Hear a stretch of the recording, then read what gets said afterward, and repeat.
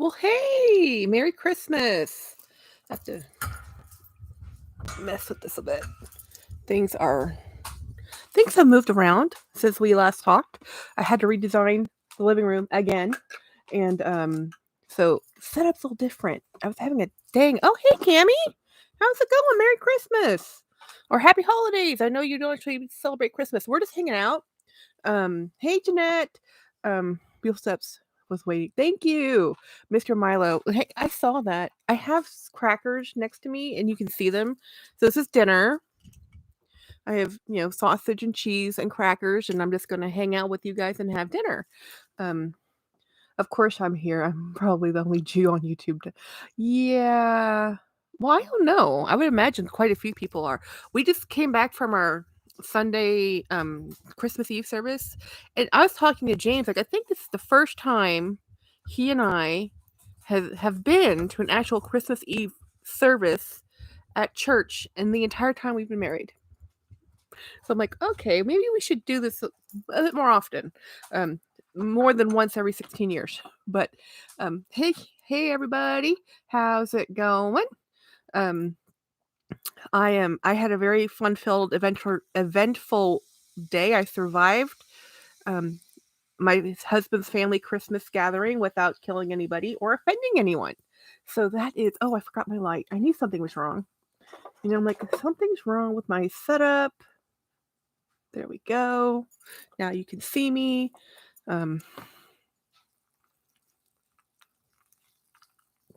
How's my sound?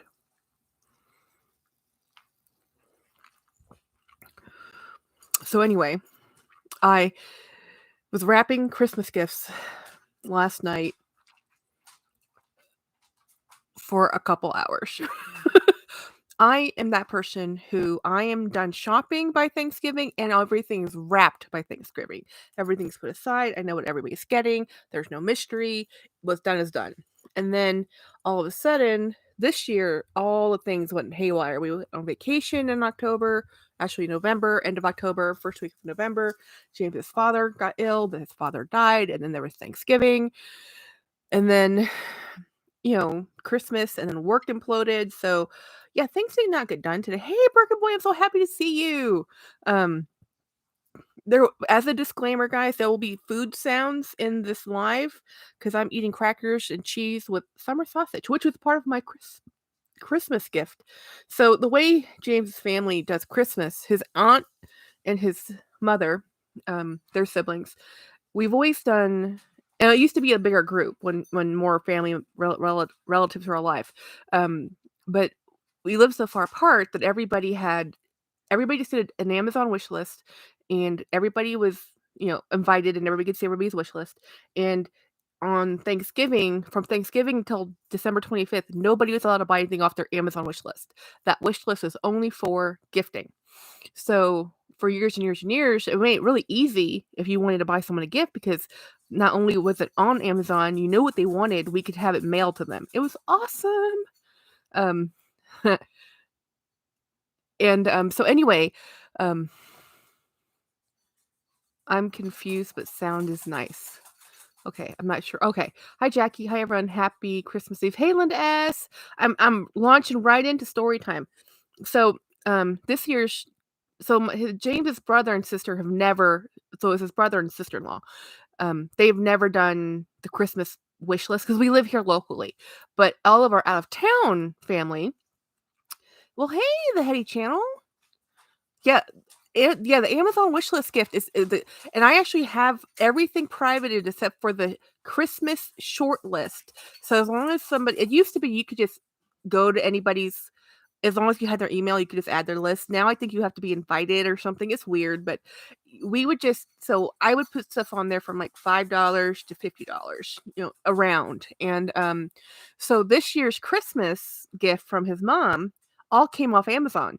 And oh my goodness, I made out like a bandit. I was like, yes. Okay, no, let's be fair. Like more than half of my wish list was Disney things. I didn't get a single Disney item, which tells me I need to take Disney off my wish list because that's not their jam. People tend to buy you things they like, so if they don't like those things, they tend not to buy you those things. Um, So, I'm so happy you did this live. I've been by myself. Oh no, Birkin boy. Well, no, that's also why I'm here, guys, because I realize a lot of folks are by themselves, and it's like either you're traveling, you've gotten where you're going, or you're by yourself, or you've going to do things or had other things to do. Who knows? And I go live on Sunday anyway, so I'm like, I'm gonna go live. And so for my Christmas and birthday, because my birthday's 28th, his mom got me a new water kettle, which I love, and she got me, which was on my list, and she got me a teapot, which I already packed up to take to the office. It's a basilic glass teapot with a strainer because I like actually putting tea leaves in a teapot. It's very Asian of me, I know, but it does taste different. And stainless steel is not the best for tea. It doesn't do well. So even my teacup at work is a basilic glass teacup.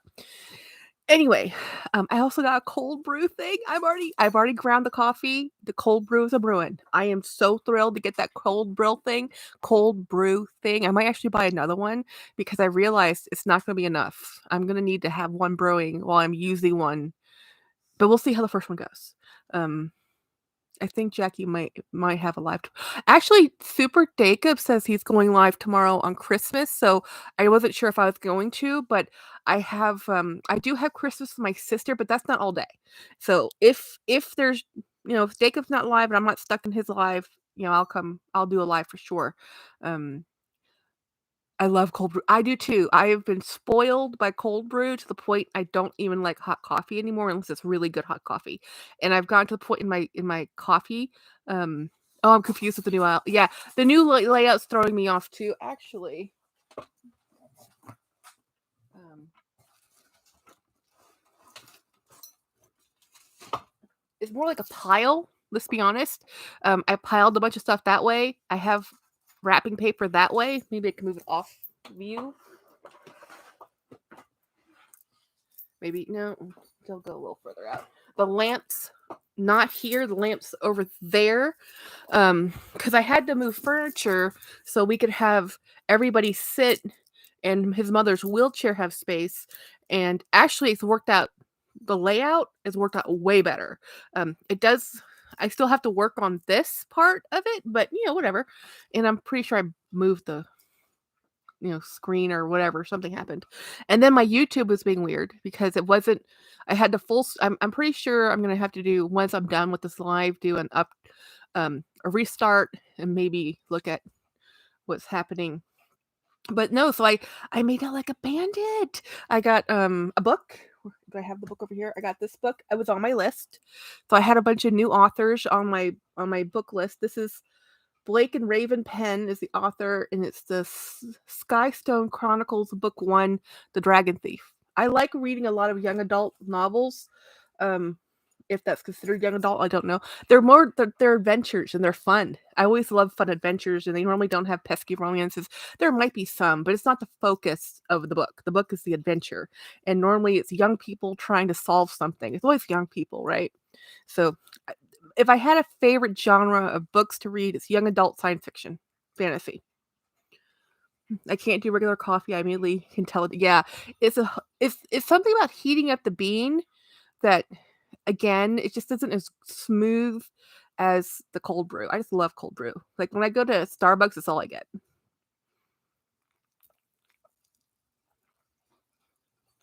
But this is a Diet Coke because I'm an addict.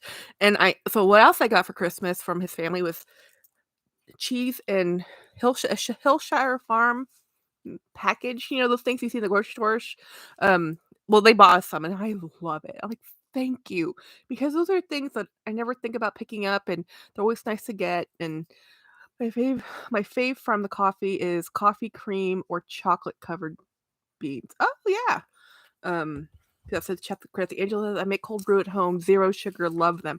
This is also what I got from his sister and brother-in-law, or brother and sister-in-law. I've never seen this before. This is a Brita water bottle. There's a Brita filter in this, so you can just fill this up on the go, and you have a filtration system, which I didn't know I had no idea. I had no idea. I'm like, cool.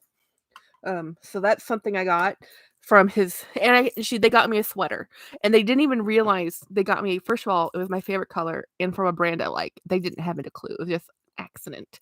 I'm like, this is great accident, but his sister-in-law normally chooses pretty well for me because she normally just gets what she likes, which works out because we kind of like the same thing. I can't find K-cups for Dunkin' Donuts cold brew.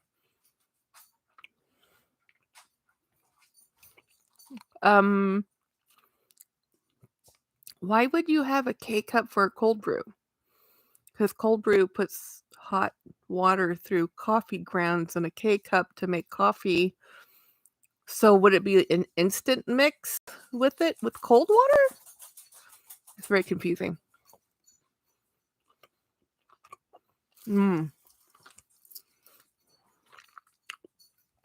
Angela, I've had the store cold brew before. Yeah. Yep, I buy ice. I put ice cubes in my cup. I wanted to do cold brew ice cubes. I haven't done it yet, but I might now that I have this. I might make some and just do. I do have ice cube trays. I have an ice maker, but I also. Where did I put those trays? There's something about ice cube in trays that just work. They stay cold longer because they're bigger. They're more dense. But that just sounds awesome to have ice cubes that are coffee with my iced brew. Doesn't that sound the epitome of luxury right there? You know?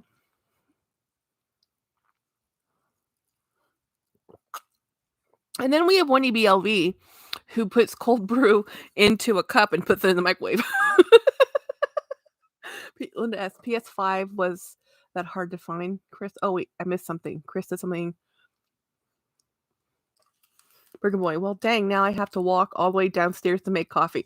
Oh man, I'm sorry. It's kind of late to have coffee though. Is it? Well, no, not really. I guess it's. But are we on Central Time together? So it's only 8 o'clock in the evening. Well, I mean, I've done it in a pinch. I have used cold brew with hot coffee, but I bought coffee concentrate.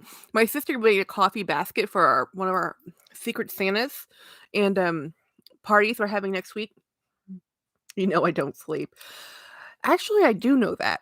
What's scary is I think we're all on the same non-sleep schedule. I think Raelle sleeps more than all of us. Like she has because she has kids, like regular sleep time. But I will get up like right now for Linda. Well, beautiful steps. It's like what 2 a.m. in the morning, and and oftentimes I will be up at 3 o'clock in the morning on my phone, and it's like, oh yeah, you got a message from. I'm like, yeah, we all know one sleeps here. Yep, 11 to 3. Okay, you don't sleep either, Rael? Okay. We're all in the same boat. Yeah, many, many, many time. 6 p.m. for me. Oh, you must be Western time. Heady channel.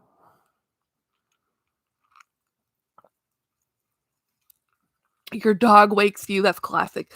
Our dog wakes up at 7 o'clock every day.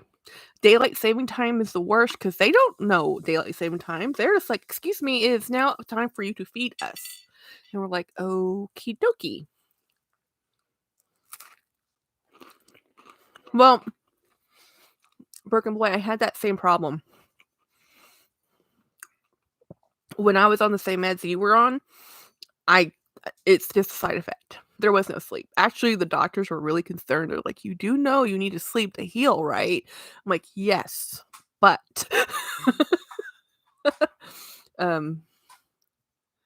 your puppy. My dog is driving me crazy trying to find his ex's presents. I never sleep more than 2 hours a day. Whoa, that's rough.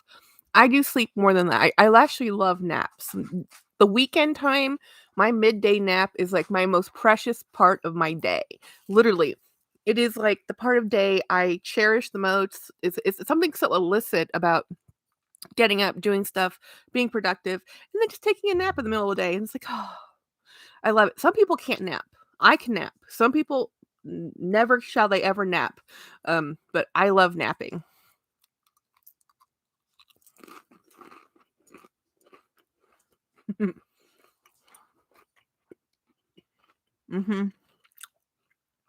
Raelle, my sister, said the same thing about sleeping.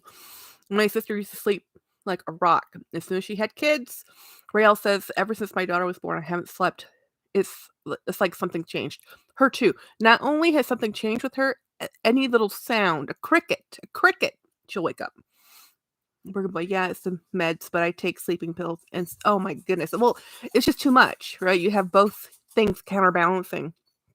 Angela, I'm a napper. I nap at we used to nap at lunch work. We used to nap at work during our lunch breaks when it was more convenient and we could just go to our car because it was right outside the door. I swear people should have power naps. They should have a napping room for 10 minutes or just 15 minutes or whatever because it makes you feel so much more refreshed if you can actually nap. I mean, there's napping and then there's like deep sleep. We're not talking about deep sleep, it's a nap. I feel if I nap, I'm wasting my time. I can be productive. Cammy, come on, no, it recharges you. But if you're the type that feels that way, it probably doesn't recharge you. I try, but my mind doesn't shut off. Yep, that's a problem. Always something I need to do in my house. That's just, I think, being, you know, human.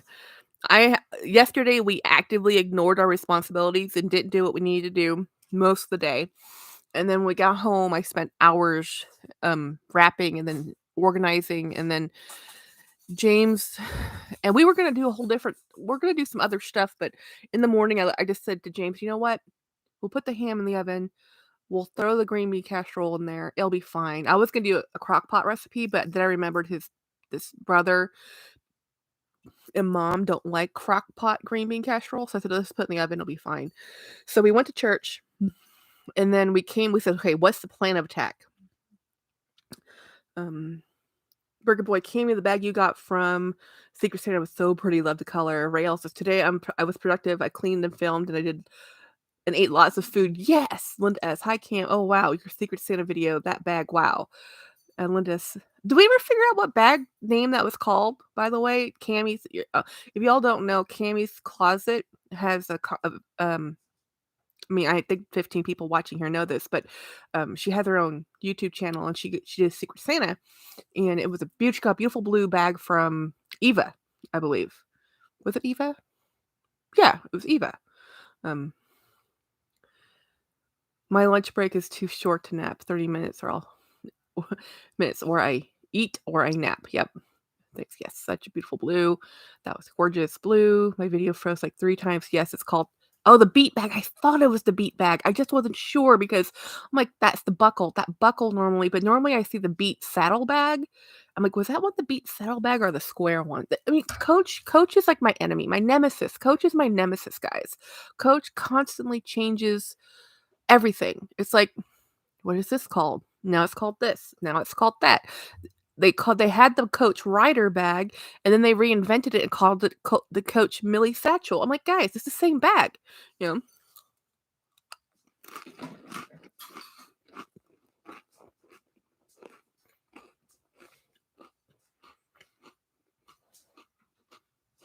know. I am. Our big dog has had a fit because we've moved everything. Great Danes are very sensitive about their layout and space. They did not like everything moving, but he got tons of snacks, lots of treats. He's coming this way. No, you can't come over here. He didn't like the fact that he had to share his couch. It was funny. It was an exhausting day. So we put the ham in the oven. We started working on the one of the things I made this year. Let me show you.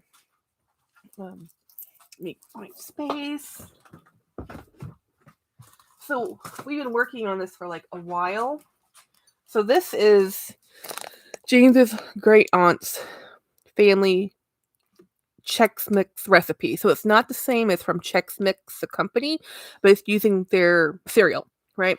So I was working on making we had made the Chex Mix a week ago, and so the secret with this is, and it's very simple, guys. So it's not like super secret recipe, but it's very good. And a lot easier to do than people think. Butter, corn oil, Worcestershire sauce, garlic powder, and celery seed. That's it. And then you have all the cereals, the peanuts, whatever things you want in there. And the key is the celery seed, but then you have to toast it in an oven for like 250 degrees, or I think 200 or 250 degrees for um and stir it every 15 minutes for 2 hours. And that's the key, is that you have to babysit it in your oven for 2 hours. And it's the butter, and it's the Worcestershire sauce. You melt the butter, add the Worcestershire, add the corn oil. And I'm still working on the ratios and the recipe, because the ones we're working with they were kind of eyeball it recipes, so I'm still working on it. I miss somebody. Oh, hey Latina, you're here.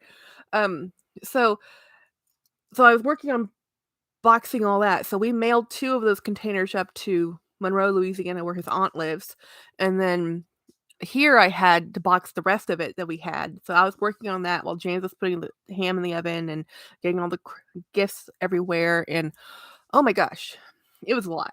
And then I had a massive headache because I had been taking my allergy medication because I ran out.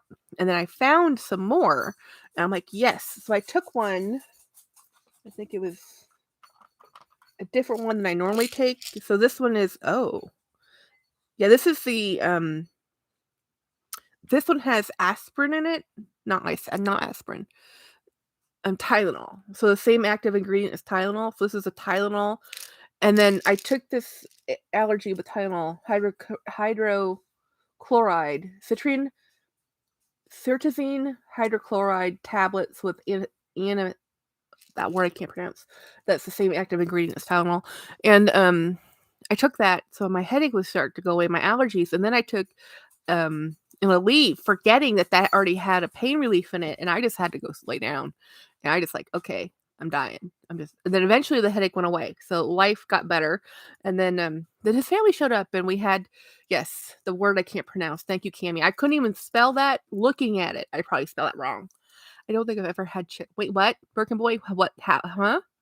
You've never ever had Chex Mix? Like the snack? You've had at least Chex cereal, right? So it's the corn Chex, wheat Chex, rice Chex, and then you add in pretzels, peanuts, and that's all we have in that. We don't have anything sweet in it. And then you put all I don't think so. Oh my goodness. Birkin Boy. It is a salty snack. You have to like salty snacks. But that just blows my mind. I thought everybody had Chex Mix at some point. But no, they sell it in the stores too. You can buy it pre-made, but the ones that are pre-made in the stores tend to be very, very salty. And what makes it taste really good, honestly, is the Worcestershire in the mix. And then the celery seed is amazing. Everybody's like, celery seed? Why celery seed? And then they taste it and they're like, whoa. I'm like, yeah, I know, right? Yeah. It's that ball thingy. Yes, this is called a blue snowball. This is a microphone for streaming. So I found out the problem I had with my lives going with Jolie is that it has to go on my phone, and I need to use a headset, but headsets are really made for gaming, and they're notoriously bad. Not just because of the microphone with the headphones, it's actually the Bluetooth connection, and the audio connection is better if it's wired, but so it's actually better to have a wired mic if you're streaming, but I'm streaming off a cell phone to go live when I'm doing a live with 2 people. So and then I was telling James, like, I don't know what to do. My headset is just not working out. And she was like, yes, it is monetized. So there are commercials and lives unless you have premium. But I love salt. I think I bought the round crisps that are called Chex, but never mixed. Yes, those are probably the bagel crisps. That's just a version of it. They normally put those in. So the Chex Mix that you buy in the store has breadsticks in them, and I don't like those. So I only like the cereal with pretzels, peanuts, Cheerios. We put Cheerios in there too. Hey, Lindas. Um, so I totally got derailed. I was talking about something else, and just you blew my mind that you didn't ever have Chex Mix before. But there's lots of snacks I never had before until I met James. um, well, there's different flavors. So I like the original. James likes the bold flavor. Bold just means more stuff, but you know what? I'll make another batch when I go up to Memphis. You can try this version.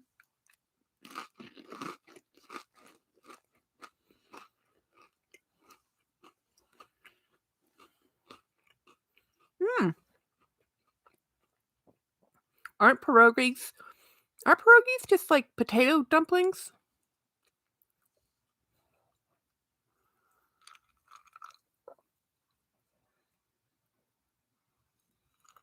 Oh, veneers. I have one dental implant, guys, and I'm like, never again. But I will admit, after all the months, the healing, the trauma of getting the tooth out, putting the tooth back in, and I waited 6 years to do it because that's how traumatic it was. Um, it was worth doing, even though I never want to do it again. Let's see. I'm about to have kava vanilla ice cream with carve vanilla ice cream with caramel, and they're pre-made in the freezer like cups. Oh, nice. Yep, you can put sauerkraut on. I love sauerkraut. Okay, Rael, do you make your own sauerkraut or do you buy your sauerkraut? Because some of the best sauerkraut I have has is it fennel seeds? I think it's fennel seeds. Carvel. Okay. Are you asking about sauerkraut or the ice cream? um, yeah, so yeah, I'm just, I actually have a blizzard in the freezer, which is never good once it's frozen, but I didn't eat it the other day. I was talking too much and then it got too soft and then I let it sit there too long and now it's really hard. What? Okay, sauerkraut. Oh my goodness, Birkin boy. Fermented cabbage. Now, it's a required taste. It's very German. Um, Either you love it or you never want to eat it again, and I love it. It's just a way they used to preserve the winter crop, and it's very popular in Bavarian food. And it's a lot of times it has juniper berry in it and fennel in it, and I'm learning about a lot of new foods. Yeah, because it's like it's regional, right? So here in Texas, where I'm at, was settled by a lot of Germans, lots of Germans and Czech. So that's kind of normal here, and a lot of people put sauerkraut actually on hot dogs. I love it. I love it. But either you love sauerkraut or you hate sauerkraut. Really, I've never met someone who was iffy. It was either we love it or we hate it. Either you like fermented food or you do not. So it's like my husband loves pickles, hates cucumbers. I love kimchi, which is also a fermented cabbage, different cabbage, but still a good on a Polish. Yeah, Polish food. Polish. My husband loves sausages. When we got married in Belgium, he we went to Paris, and we were staying at, I can't remember the name of the hotel, but it was a hotel property in Disneyland Paris, and we went to Ludwig's Castle. I'm not even sure it's there anymore. It was like 16 years ago. And it was a themed restaurant, and he got the Bavarian platter with the Bavarian appetizer, and we had Bavarian chocolate milk. It was awesome. Or chocolate coffee, hot chocolate. James, can you turn off the fan? Because I know you're probably feeling comfortable while I'm feeling frozen. Um, we've been cooking and doing stuff all day, so we had to lower the temperature in the house, and now it's cold. Never had either. I don't do any sausages, hot dogs, or any of it. That's again a choice. I only like all beef. Birkenplace. My uncle owns a meat company and told me what all goes in, and I'm like, nope. Yeah, you don't. That's why the saying is, you don't want to know how the sausage is made. If you know how the sausage is made, nobody would eat it. But I know what's in it, and I'm not going to. I'm fine with it. I'm Asian. I've eaten weirder stuff. You know, literally, I've eaten weirder stuff. Um, and if everybody really cares about, you know, honestly, it's all the seasonings in the sausage. If the sausage didn't have all the seasonings, it would. Again, sausage making came about not just to use everything from the animal, but also to preserve meat.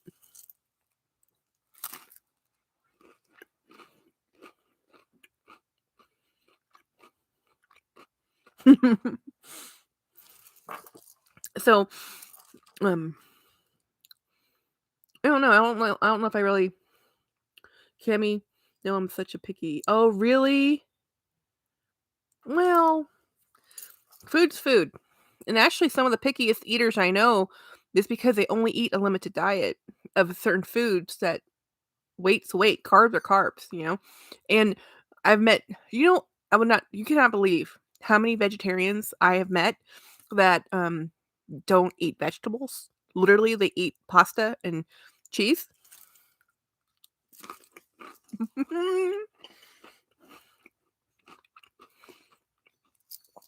I feel very fortunate not to be picky with food, but James's family, the hardest people his brother eats anything. He doesn't like cooked fruit and cinnamon, but other than that, he'll eat it. His wife, Kristen, she eats like she's on a new diet, so nothing white, nothing sugar, nothing um carb. So normally, but sensitive on texture, so she only eats like green beans and corn, and they had to be plain green beans and plain corn, and she's allergic to peppers, and she's allergic to any type of lettuce, like literally she's allergic to it. So it's always been the worst to figure out what to cook for everybody because she doesn't eat potatoes because she doesn't like potatoes, and now she's not eating anything white. So it was a cheat day anyway. So it was ham, rice pilaf, potatoes for his mom and everybody else, and green bean casserole, which Kristen doesn't eat anyway. Okay, everyone, I've got to take my meal home and do some Christmas lights. Have a wonderful Christmas. Hey, Rael, bye. Have a great time.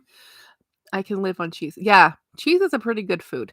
Although if you listen to the news or like the reports, they say you should never drink dairy or have cheese, and we're all kind of lactose intolerant. I'm like, it's like, okay.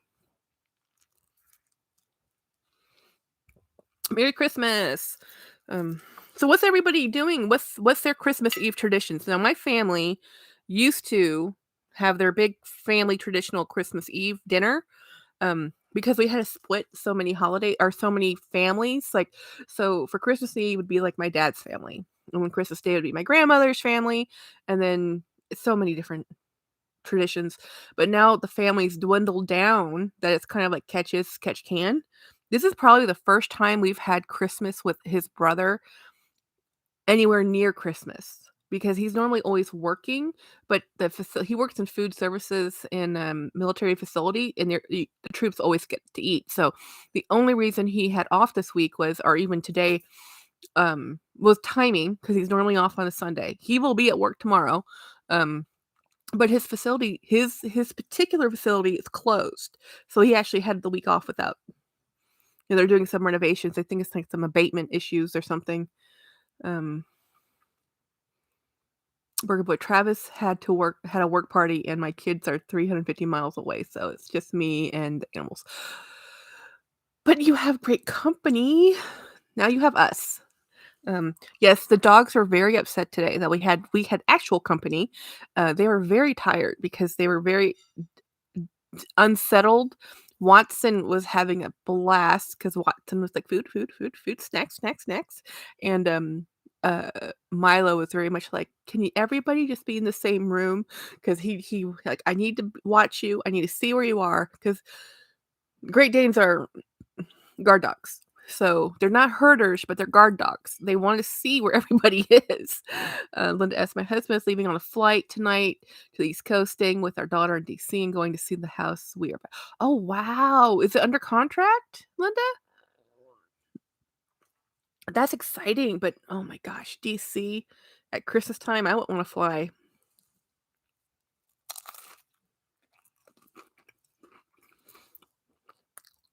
Christmas is just another day, except that everything's closed.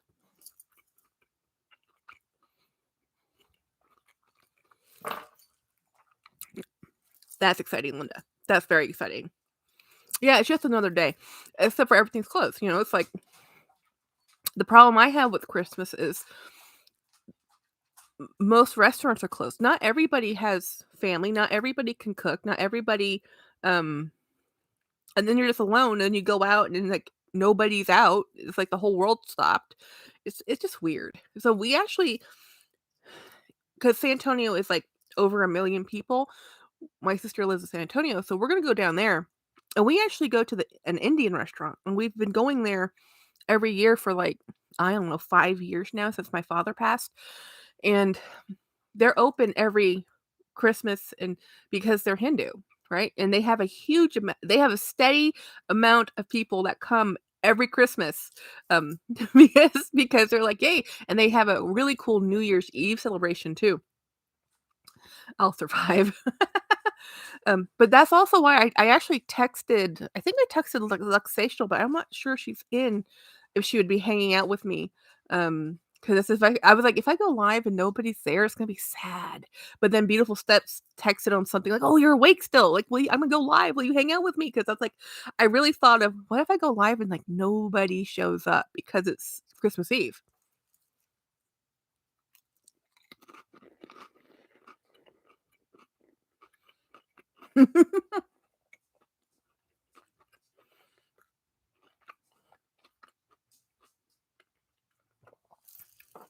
I love that you have a vintage database.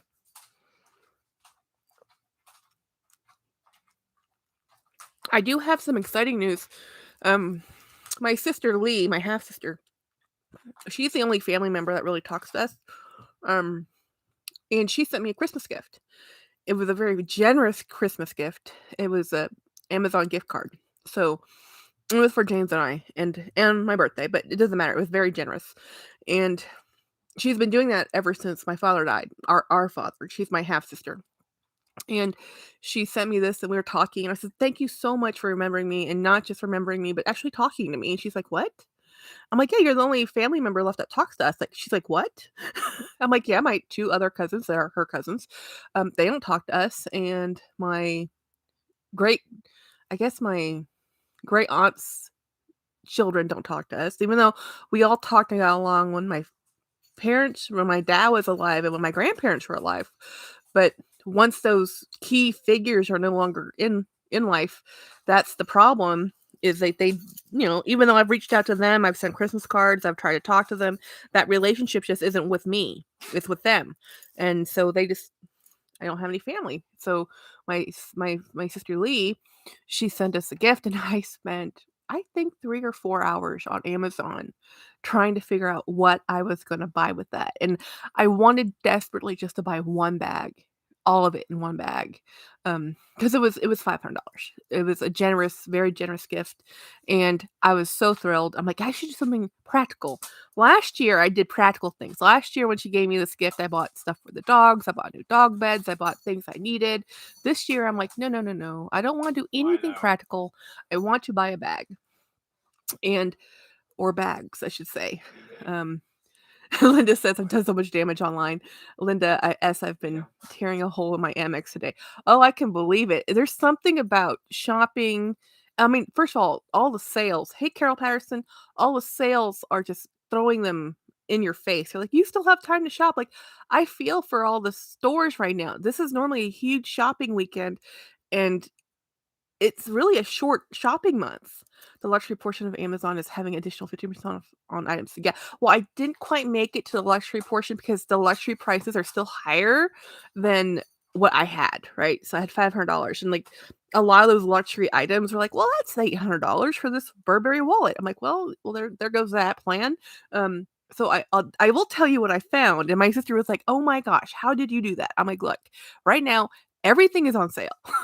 It's like everything's on sale. Everyone's trying to get you to buy something. Everything has an additional discount coupon because everybody's trying to compete for your internet dollars, right? So I said, "Look, I was on Amazon. They had Radley and London bags. I got this. I wrestled, guys, and James was sitting right here, but he's not listening to me. So I wrestled with it and wrestled with it. I'm like, do I buy this bag? Because I bought 3 bags and a book and oh, no. No, no, I bought 2 travel suitcases and 3 bags and a book, I think. I bought a lot of stuff with $500. Not only did I buy a lot of stuff at $500, it was a $480 because I got everything with a special coupon, everything on a different an additional sale. I mean, really, so I got the Radley of London outlet price because it said overstock price. What I was wrestling with was I have that bag in a different color, but it's the same bag. And I'm trying as a collector to not do that, right? So, I mean, it took me hours to figure this out, guys, but when it comes in, I'll show you all of you everything. But so I got let me look at my phone because I've looked at so many different things. Hi, Bri. Yeah, so let me see what I've told you. Eek. I missed some texts. I'll go back in a minute. Let me go to my orders. So what did I get? Your orders. I ordered, and it's weird. I tried to do fewer packages so it'd come all at once, and it still comes all scattered. I got a brown 2 suitcases. Okay, 2 Bradley of London bags, 1 off-brand coat, or not coat, tote, 1 off-brand tote bag, some charms, off-brand charms, and a lipstick. So through 2 contemporary bags that are pretty nice quality. One's an American Tourist, 2 American Tourister suitcases, and they're the small 20, little, running around. Um, and that was for like $480 because I had so many discounts. I looked for everything with a promotional. And then today I got an extra birthday Amazon money from his mom and his aunt, and I had some leftover birthday money from Lee, so I was able to get a Dooney purse for no money. So I was like, so I actually have 4 purses coming in the mail. Yes, I have emotional issues. I have 0 space. I'm tripping over stuff, and I have no room, and here I am. I have no business buying 4 more bags, let alone buying bags I already own. So the Dooney bag I bought, I already have 2 of them. The exact same one, different colorways, same bag. So I know I love the style. Wait, what about James? What did he get? Yes, he got the 1 suitcase. One of those suitcases is for him, and the other suitcase is for me. And then the rest of it's all mine. Yeah, James is fine with the 1 suitcase. His 1 suitcase was more, out of the $400, that his 1 suitcase was 100 some odd dollars. It was also American Tourister, but it was a Star Wars pattern on it, hard case. And mine was on super sale. So mine was a lot cheaper. So anyway, it worked. Yeah. Oh yeah, that's all he cares about. He was just happy to get the suitcase, to be honest. He was like, he was fine with it. Yeah, I could have, he sits there and agonizes over what to buy, guys. He has his own birthday money because his birthday was on the 10th. He hasn't even used it yet. I used my gift card like within the day I got it. It's like gone. My sister, the one she got from her Lee last year, she kept that in her cart a year almost. Well, not quite a year. It felt like a year. It was 6 months. I'm like, Jennifer, use your gift card. Please use your gift card. I was hoping to find a sale on YSL. No luck. Oh yeah, no. Yeah, there was no sales on YSL. There was actually pre-loved on a lot of those pre-loved sites. I was like, nope, no. There was no sales. People were sticking to those numbers, but new merchandise was on sale. And the stuff I was buying, Radley London, a lot of it was from summer. I don't like a lot of fall colors. I like brown, but I like brighter reds and brighter blues and brighter colors. I'm having this weird fixation with yellow. I keep wanting to get yellow. I don't wear yellow. Yellow doesn't actually look that great on me, but apparently I like yellow accessories. Their makeup was really YSL's makeup was 20% off, but I think the beauty and the leathers are different. It's like even with a Dior Beauty will go on sale, but you won't. Well, at least it will with the department store because department stores they take that loss. Burger Boy Carol, I saw someone I saw on sale on either Farfetch or My Teresa Buell Steps. I bought 3 vintage coaches and yep, Shalimar Iris since last Saturday. Almost bought another today, but I still haven't done it. I'm strong. You go, Burger Boy. I want to know what you bought today.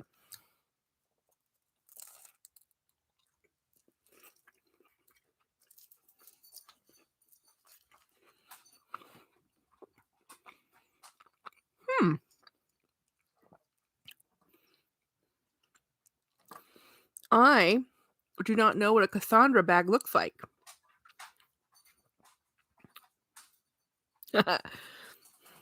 Well, see, Burger Boy, I'm happy you just text me that, because I'm like, where did he go? I thought you were off doing something or at least resting, but nope.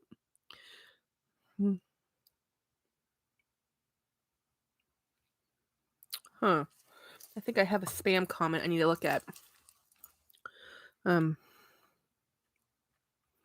Girl, I can't even.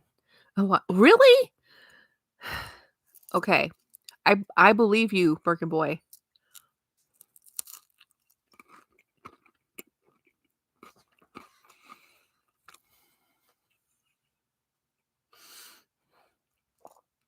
Watson.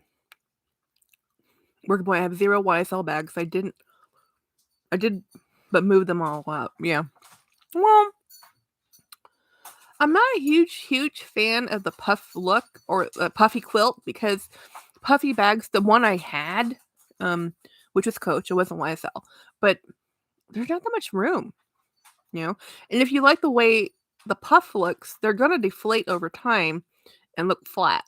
So or they'll indent depending on how you store them because it's lambskin for at least the YSL ones. I don't know. The eye care tote, I like that YSL eye care tote. I haven't, but the problem with that style of bag is everything just clumps to the bottom. Oh yeah, I don't want to pay those prices either. I'm not sure I really like the YSL. The metal YSL. I don't know if the eye care has the metal one, but Cassie Thorpe had it wasn't a bag, it was clothing, but they embroidered the YSL on it, and that was really pretty. I like the embroidered version. I will say, don't buy the YSL eye care tote. I don't like it. I will say, don't buy it. I'm not sure it's very functional. Cami says I'm selling my YSL Lulu medium camera. If anyone is interested, I showed it on my channel. Yeah, that's a pretty bag. I can't. I don't have the money. Like I think Melissa Wade, Melissa Adams Wade. If I commonly invert her, it could be the other way. But anyway, she said she actually sold off one of her bags she bought for $2,400. She sold for $400. I mean, like, ouch, ouch.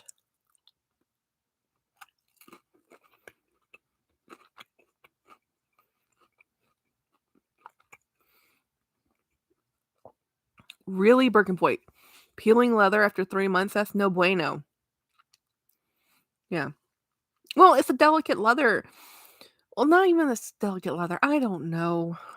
You know, the appeal of leather is it ages and looks great as it wears. Like, that's why everybody likes a vintage or an older motorcycle jacket. There's something age does to leather that makes it look so inviting. The way your natural oils, go with it. And some of the problems with the newer stuff is the leather's so thin, it's just not that durable, you know? Cami says it's the asphalt color, a deep gray with silver hardware. Yes, Cami, I've seen all your videos and it's a beautiful bag. So YSL took it back. I got a Chanel 22 large. How is your 22 handling compared to the YSL then, Birkin boy? Because isn't the 22 the same issue with the hardware scrunching and the leather along the chain?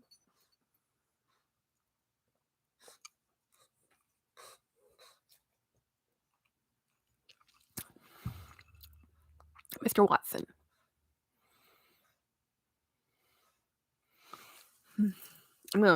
This is bugging me. I'm gonna look at it real quick. So apparently I got a comment on. Oh, I hate that spammer. Let me report this real quick. I get a lot of these bots, and I have to report them, and then it disappears. But what they spelled was actually an artist's name. Weird. Why would they sit there and I don't understand. I shouldn't pay attention to spam bots. It's not supposed to make sense. I got it in white, no problem so far. I didn't use it a lot. What peels isn't the leather, it's the plastic that covers it. Yeah, the coating, especially when it's metallic. That's what's happening to Romina's Bottega. Jody? Is it Jody? It's the metallic one. The metallic finishes. Metallic. It's paint. It's literally paint. And paint's not the most flexible. And then you're putting it on top of a flexible thing, and then you're surprised when it peels. That's why they don't warranty any of the metallics. If any Steph says if anyone's interested, I'm selling the large peekaboo I bought from Caleb's vlog sale. Oh my gosh, I have to move and downside. Which Steph? Which one did you buy from Caleb's vlog sale? I didn't know he sold his. I didn't go to his vlog sale. Watson, sir, I'm not giving you anything. You've had so much food today. You've had snacks all day long. You're gonna be a roly-poly. I know you think you need the sausage, but you don't. He looks so sad. Hey Jolie. Um, here's the thing. Romina keeps buying metallics, and they all do it over. Yeah, every metallic ever will do that, but she just loves them. So it's like, don't be surprised. This is part of a metallic bag. This is what's going to happen to a metallic bag. Kind of like how Winnie's Prada re-edition crystals will fall out. They're either individually hand set, and they're prong set, and prongs bend, especially on, again, they're flexing. Is Just think of, just anyway, it's just the way it's the nature of the beast. Hi Jack, just got back from, hey Jolie, beautiful steps, how much are you asking? Wait a minute, what's beautiful steps? I think that was Steph that says Steph was selling the yeah the Berg One denim print inside. Wow.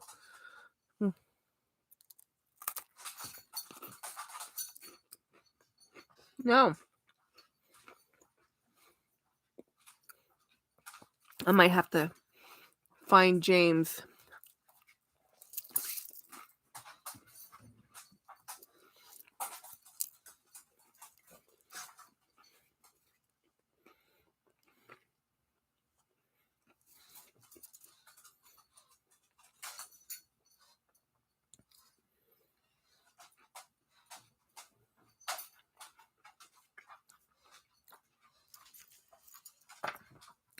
Let's see if he even sees that.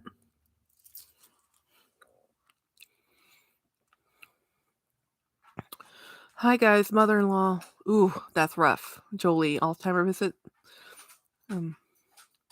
He featured in on his channel a couple times. Well behaved Wald. Hey, hello, Merry Christmas. I'm having sausage, which is just summer sausage, sharp cheddar cheese, and crackers. These are just saltine crackers, but they're my favorite crackers. I don't like I like water crackers or these. I don't like too much flavor in my cracker. I want the cheese and the meat to be all the flavor. Just want what I paid $4.50. That is what size? That's a great price. I mean, if I could, I would. Steph, really. Watson. Hey James. I'm sorry I yelled at y'all. It's the Tillamook cheese too, which is one of our favorites. I just finished making copycat Starbucks egg bites for Christmas morning. How do you make your copycat? Okay, help share. Can you walk the dogs in with you, James? Okay, he can't hear me, and he walked right by me. I think he's locking everybody up in the bedroom. Yeah, he did. Because the dogs keep pesting. Watson's out here begging, which is bringing Milo out here to see why Watson's begging, just in case he's missing out on treats. And then James is just like, leave, stop. So now they're locked in the bedroom with him.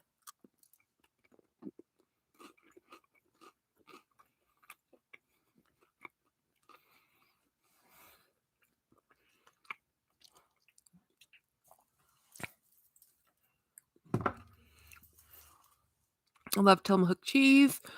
Well, behaved wallet. We had olives from the Olive Bar at Fairway. I love olives, but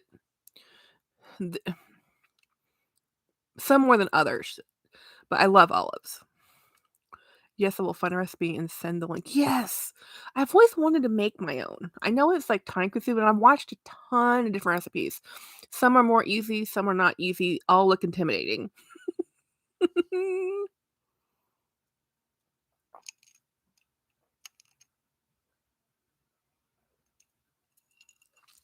Yeah. So for dinner, I guess it was 1 or 2 o'clock. We had, after 1:30, we had ham, and I didn't want to eat another dinner, so I'm just snacking on cheese and crackers and talking with you guys, which I know it's kind of weird. So that's why I put it in the title. Like, there will be food sounds. Food sounds bother people. So I'm like, be warned. You know, I love black olives, hard to find with the perfect amount of salt. Yes, see, that's what I'm trying to, just not the, I like green olives, but a certain type of green olive, and I don't remember the variety, but it doesn't have that salty brine. It's more of an olive oil, like more like a fresh olive flavor. Oh, I love that. And then black olives, but I'm not a huge fan of the Kalamata olives. But anyway, Linda asks, Tillamook cows are on the coast with the sea salt air. Oh, that's interesting. I did not know that. That is so true. About the olives with the perfect amount of salt. Yes. My aunt was a connoisseur of the martini, and the olive made the whole martini along with, the other stuff, but it's just vermouth and vodka. She did vodka martinis, not and the olives make a difference. Hey, Senna. Well, I'd imagine a town like Tillamook is all about the cheese. We did have it's like a live mukbang. I actually like watching mukbangs. The ones where I think her name's Humz. She she does a whole montage of her cooking her food. She's Korean, and then she'll sit down and eat it. And her little poodle is the most behaved dog I've ever seen in my life. But I don't actually watch her eat. I watch all the way up into her eating. What I find fascinating is watching the food prep, because when you watch like food shows on food TV or whatever, it's how to make something, but in real life most people do not make things from scratch. Um so when you watch her make stuff, she'll buy stuff that's frozen, she'll put some stuff that's fresh made. Some stuff is like she put all that work to make that salad and she's putting it on instant ramen noodles. It's like that's what's so cool. It's like how seeing other people eat, and culturally I just think it's fun. Um I'm a bit of gin and tonic. My sister loves gin and tonic. So we're sitting there.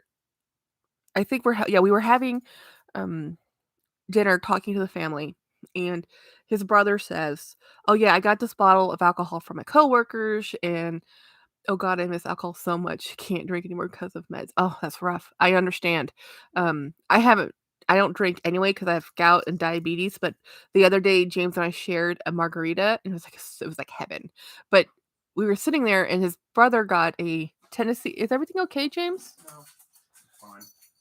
A Tennessee honeyed whiskey, maybe with a honeyed bourbon. It might have been honeyed whiskey, and he's been mixing it with Coke. Um, and having cocktails, and he says, "Yeah, but we're trying to get through this bottle. It's taking forever." And I looked at James, and James looked at me, and we're like, "Dang!" So like half his. Yeah. Hang on, something. Oh, I see what. Okay. Oh, got it. He had to go. Yeah, we're going to bed. James is going to go to bed a little early. He's been up all day. He has not taken a nap. So, James, so we were sitting here, and I looked at James, and I'm like, wait a minute. We literally, for his brother, half of his gift was a bottle of this really expensive mead that we had picked up in Florida for him. And we're like, crap. But when they opened the gift, he was so excited because he'd been talking about this mead for years and years and years. And now his wife gets to taste it. So they were excited about the mead. So I'm like, okay, good. I used to drink a very large glass of wine daily, whole bottle. I know an answer for that, BB. I called you. Um, can I call you BB? Hey, Birkin Boy. He said we could call him by his name if it's easier, but me neither, Birkin Boy. The thing is, other people who join or are listening don't know real names, so they just see handles. Um, Me neither. I love a good margarita. Now I would overwhelm my liver. Oh, yeah, no. Julie, you can call me anything you want, doll. See, BB sounds fine. um, so I've never been a big drinker. My I don't have the cultural appreciation to enjoy wine. I mean, I like wine, and I know wine I like and don't like. I can't tell you why. Um, I can't pair wine worth a dang. I tend to go for cheap wine and expensive beer because I'm more of a connoisseur of. I like expensive beer, um, but it's also it's not just the flavor, it's the cultural, um there's nothing you can substitute if you love wine. There's no real substitute for that. Beautiful says I called Purgatory by his name when I was talking. Yeah, yeah, you do. And I'm like, okay, people don't know who he is. I mean, I could figure it out because Dale's Addiction does it too. So people slip, it's fine. Um, but then I never figured out who Saya was because every time, um, what's his handle? Um, why am I blanking on his handle? Help me out, guys. Saya's, um, used to be a big YouTuber, is still a YouTuber, but not as often. Frozen Luxury. Yes, Frozen Luxury. And every time Frozen Luxury shows up, everyone's like, Saya! And I'm like, who is Saya? For the longest time, I had no idea who people were talking about because I only saw Frozen Luxury.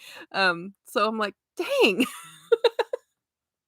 So he's like one of the OG YouTubers, but I'm new to YouTube, so I never watched him before when he was all over the place. So I didn't know who Saya was, but every time he shows up, everyone says Saya, but his handle's Frozen Luxury. I'm like, ugh. I mean, I can drink it. My doctor just tells me I can't, but it's okay. Yeah, it's true. Just in moderation because of the medication. And you're not operating a major vehicle. But here's the thing: you also want to wake up the next day, like literally. That's the problem with the mix. um, it's if I have the name call me Craig, it's cool. Yeah. So Bergen's boy's name is Craig. But again, most people don't know that. And even if you know that now, people wandering in are like, who are they talking about? um, I've never had a beer in my life, never could get past the smell. Well, my stepfather's Danish, and when we were going to Denmark, I guess we were like 12 or 13. Um, at the time, this was in 93, 94, way back 92, way back in the 90s, bottled water was not everywhere. And we didn't know that you could just drink tap water. Not you can't do that everywhere. And when you go out to restaurants or you're going out and you're about, most of the time you order your drinks. Everything is purchased, right? And actual bottled water came in mineral fizzy, not flat. I like flat, which is normal tap water. But most people in Europe are drinking mineralized fizzy water, which I hate. So we always and either you're going to drink tap warm soda, ugh, or cool keg beer. We learned how to drink beer at 13, guys, out of necessity and desperation. And it's not like we had a lot, we just had some, but I learned how to drink beer by drinking Tuborg beer in Denmark. It's still my favorite beer. But Germans went over to Thailand and they did breweries over in Thailand. So Thai beer is also um German background, but in Thailand they put ice in their beer, which is like sacrilegious to most people, but it's hot in Southeast Asia. They put ice in everything. Um Yeah, I can't tag Craig. Can't. Yeah, either you like beer or you don't like beer. Some people can kind of I don't like American beer. I like all the stuff I like is imported or microbrews. I like a heavier beer. Um I'm either I like a heavy beer or I like a wheat beer. Wheat beer being my favorite. But then um wine I was never really good at. My mother is a wine connoisseur. She will spend $100 on a bottle of wine, and she will stand there and quibble about spending $100 on another bag. I'm like, "Mom, you just spent $100 on that bottle of wine. Why are you worried about this Michael Kors bag? Just buy it."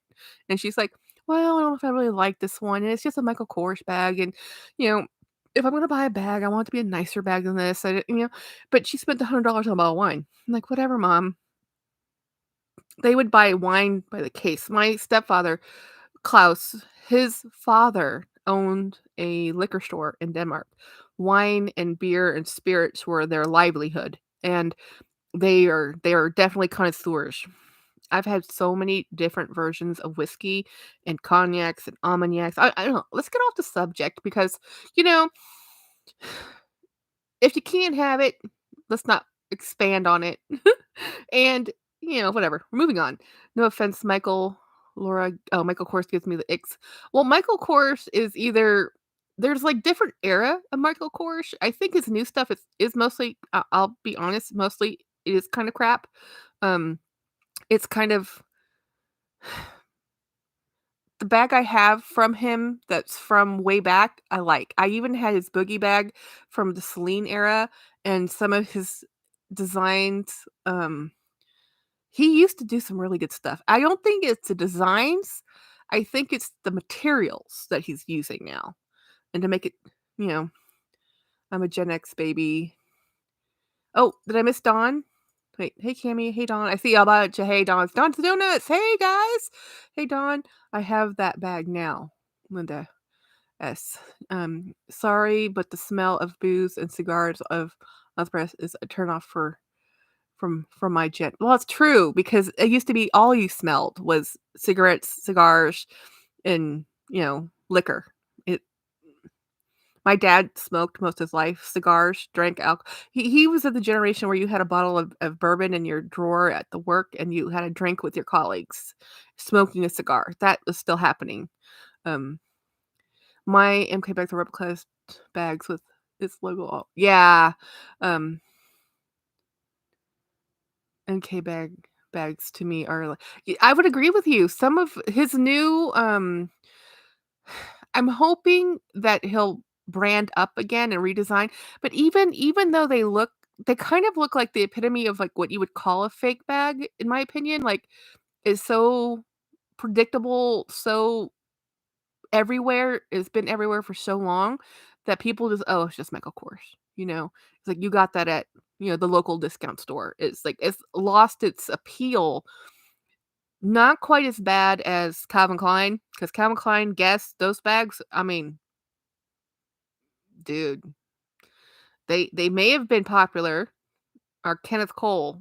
They're not popular now. And Michael Kors is getting down there. Yeah, 20 years ago had beautiful leather. Yeah, it's the materials. And even the new stuff they came out with, like they redid the Aster bag. They didn't. I haven't touched it, but I'm afraid to spend the money for that when not knowing if the leather is good again. I have your Celine boogie bag that was from yes, you do, Linda S. And it's beautiful, and the leather is so soft. Dawn, you told me you weren't loving it still. Wait, oh, which one? Um, Kimmy, it's growing on me. Huh. Yeah, MK used to be a good brand. Like I was old bags were high quality, and something happened. I don't know what happened. Not just is he not only is he just copying.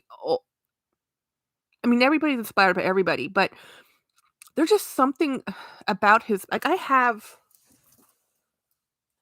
was just putting it somewhere. There it is.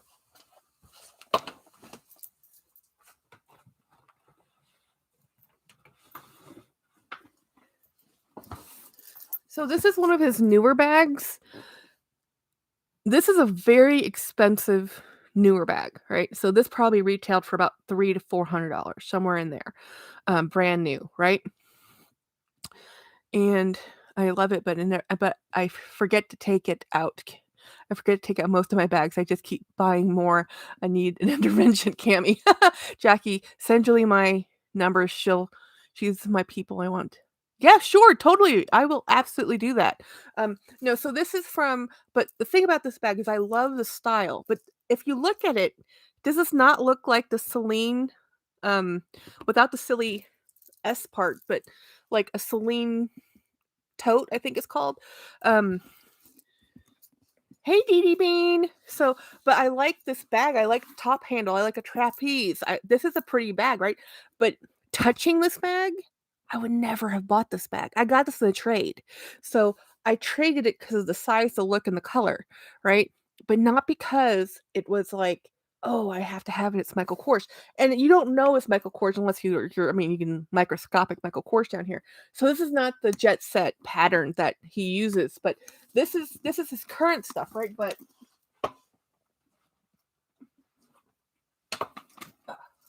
This is the OG 20 years ago. This is amazing. I love touching this bag. I love using this bag. This thing's beaten up.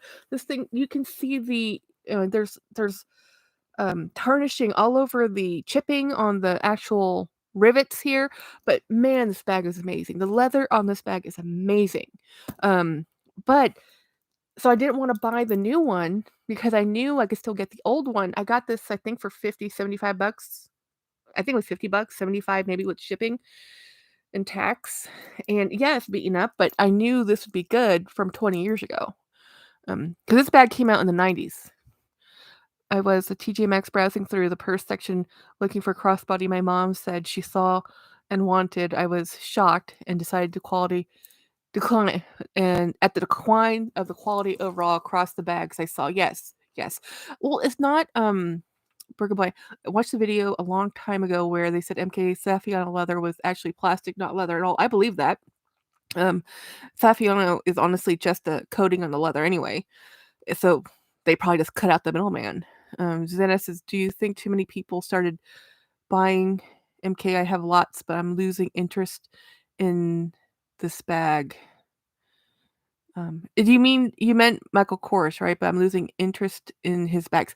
Okay, so Michael Kors, guys, is brand recognition. He's an American brand, so we have an affiliation. We like him. Bags are sad in stores that have local access these days. Or is it Happy Christmas Eve? It's Happy Christmas Eve or Merry Christmas Eve. It doesn't matter. It's Christmas. The thing with Michael Kors and the kind of bags, and I've noticed this in TJ Maxx, Marshalls, and Ross every time I've gone in there.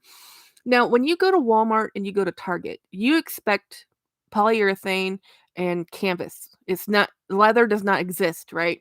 So, but when you go to TJ Maxx, Marshalls, Ross, you do expect to find leather bags.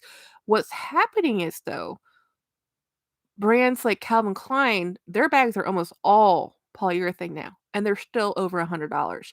So you're trying to compete with Michael Kors bag in the same discount outlets for the same $100. And the Calvin Kleins are $60.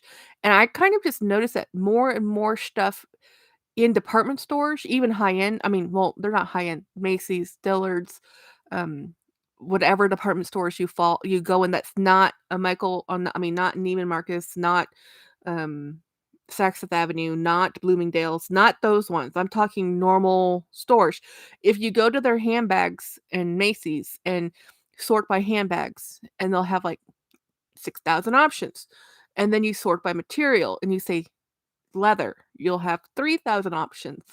And then if you say genuine leather, you'll have 2,000 options, and you might get down to 1,000 options out of, because even in those genuine leather, it will still polyurethane leather or vegan leather. The term leather, the way databases work is only picking up the word leather. So even if you say genuine leather, a lot of times they code it as genuine vegan leather. It's all words. It's all about database entry and querying. So a lot of times when you query, you're going to see things come up as leather, and then you expand the materials list and it'll say polyurethane, or it'll say polyester lining, leather exterior, but then you keep looking, it might even say leather like material, which isn't exactly leather, because cow leather, if it has even just 1% of cow, can be considered cow leather. So it's like more like, kind of, how like people complain about vinyl. People used to say vinyl is leather. It's not. It's plastic. They're making a leather material with leather, kind of like MDF, manufactured wood. It's a manufactured leather material. Did you read? Okay, wait. Let me scroll up. I'm missing stuff. Did you all read the article about Tapestry rebranding their outlet stores' names to midline recognition? So Coach Outlet will become that's awesome, Birkenboy. No, I did not. Please send me that article if you can find it, because that needs to happen like tomorrow. Yes. So Outlet should be CO and Michael Kors should be MK. They're killing themselves if they have Coach, and it's an upline and a downline, and there's no differentiation, because people just assume Coach is Coach and don't understand that there's two different product lines. I have not read that Yeah, so yeah, they're trying to separate outlets from boutique. Yeah, they have to. They have to because they're killing themselves. It's business. It's a business nightmare. Hey, look, stational. It's bullshit. Totally, Jolie, totally. I haven't read that, but I won't be surprised. Yeah, I would not. They need to do that years ago. The pink and red bag Devin Christopher unboxed this Secret Santa was so freaking cute. I never saw the long shot. I actually had a mailbox bag. I traded to Dawn Loves Couture. The mailbox bag is actually discontinued now. It came out I loved it. The problem with the mailbox bag is the base is so wide that if you carry it as a crossbody or on your side, it was uncomfortable. It never hit right with me. So as a hand carry, fabulous bag. If you're using a shoulder strap, not so good. Let me get down. Brick and Boy. I'll try to find it if it was the one of the trade magazines. I'm done with the plastic China bags. They're killing my love. Yeah, they're killing everybody's love, Jolie. Everybody. Kim's Closet, getting into bed, watching some All in the Family reruns. You're young people. We know what okay, dude. We're not that young, Cammy. Merry Christmas. Have a good night. Um, um, There's this thing with companies having outlets that's always diminishes the brand recognition and value overall. Yeah, absolutely. They're borrowing outlets when they were just last season's items were fantastic, but nobody can actually stock a store like that permanently. You have to have other products in there. So they started making things just for outlet and then it muddied the water. So then it became this retail as this outlet. And I just want to know, like now I'm savvy enough, like there is a bag called oh, it's weird, but you have three, but I have three, love them. Good night, good night. But the I lost my train of thought. I got derailed by Longchamp. Okay, Longchamp does not have an outlet. Longchamp's outlet actually are Longchamp's regular line brand. So outlets were limited in amounts because you can't have outlets everywhere if you have it's only last season stock. So, um, so what are you trying to trade next? I don't know, Vivian. I don't know yet. I do need to trade some stuff out. Truth be told, I need to give like 3 bags per one, to be honest, because I have too many. Um, but so I think what's happening with bags in general, not just Michael Kors, but Michael Kors has really hurt themselves with their outlet brand. And so because not only did they make it ubiquitous, it was still identifiable as MK, right? And if people say, "Oh, that's a Michael Kors bag." So I think that's really what this luxury, non-luxury commentary about loud and not loud is that they're trying to put the or the in your face logos in like kind of like their down lines and putting in their higher material bags in their up lines. Um LV doesn't have an outlet. Chanel doesn't have an outlet. They don't even have sales. Well, no, they have private sales is what they do. So they don't even stock. They're not going to devalue themselves to say we have a location. What they do is they invite private sales that are all discounted merchandise. Longchamp Outlet in San Antonio. Yeah, it's in San Marcos. I've been there. If there's one in San Antonio, I haven't been to that one. There's the San Marcos Longchamp. I've been to that one because I live about 30 minutes from San Marcos.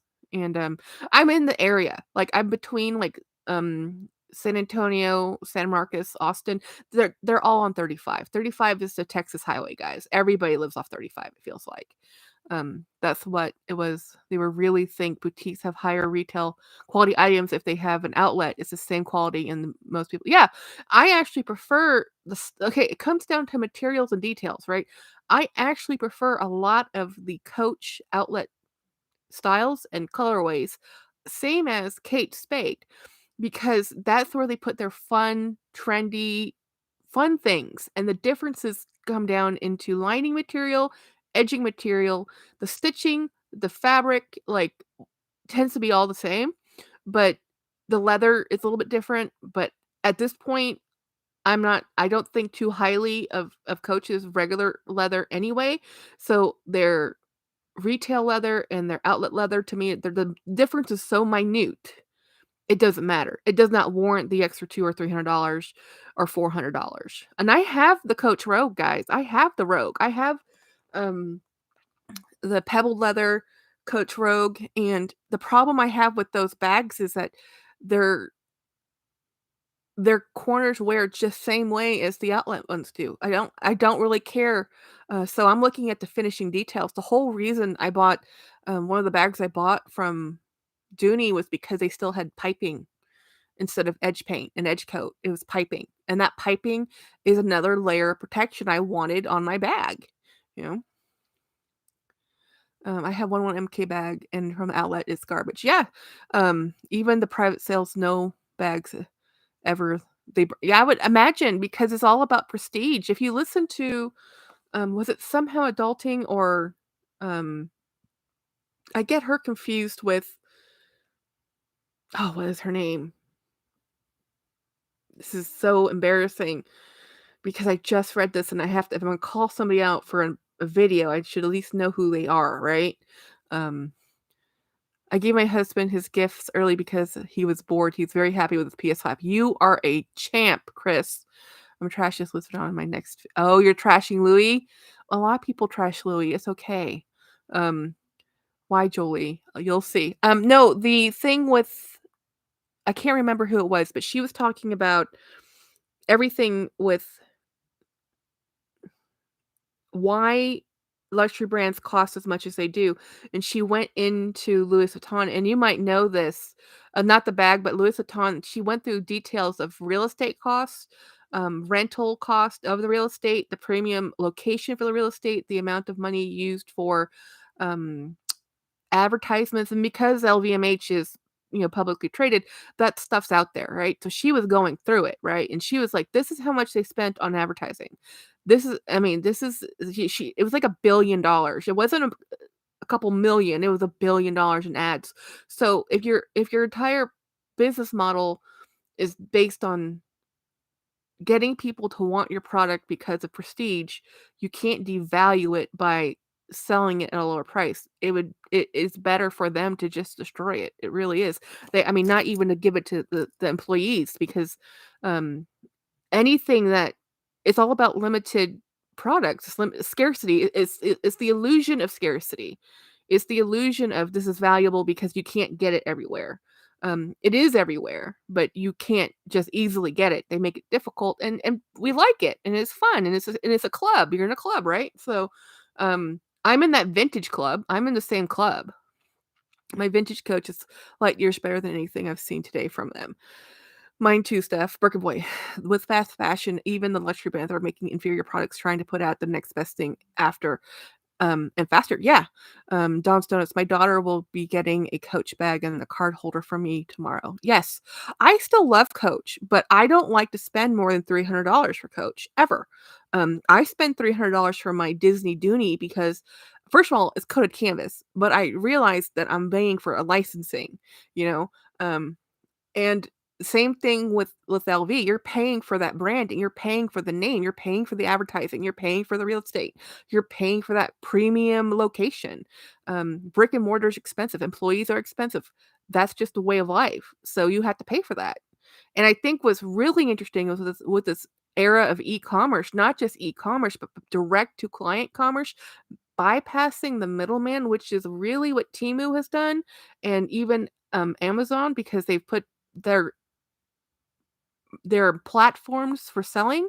It's changed a lot of how brick and mortar, they have to compete now with direct sales from China.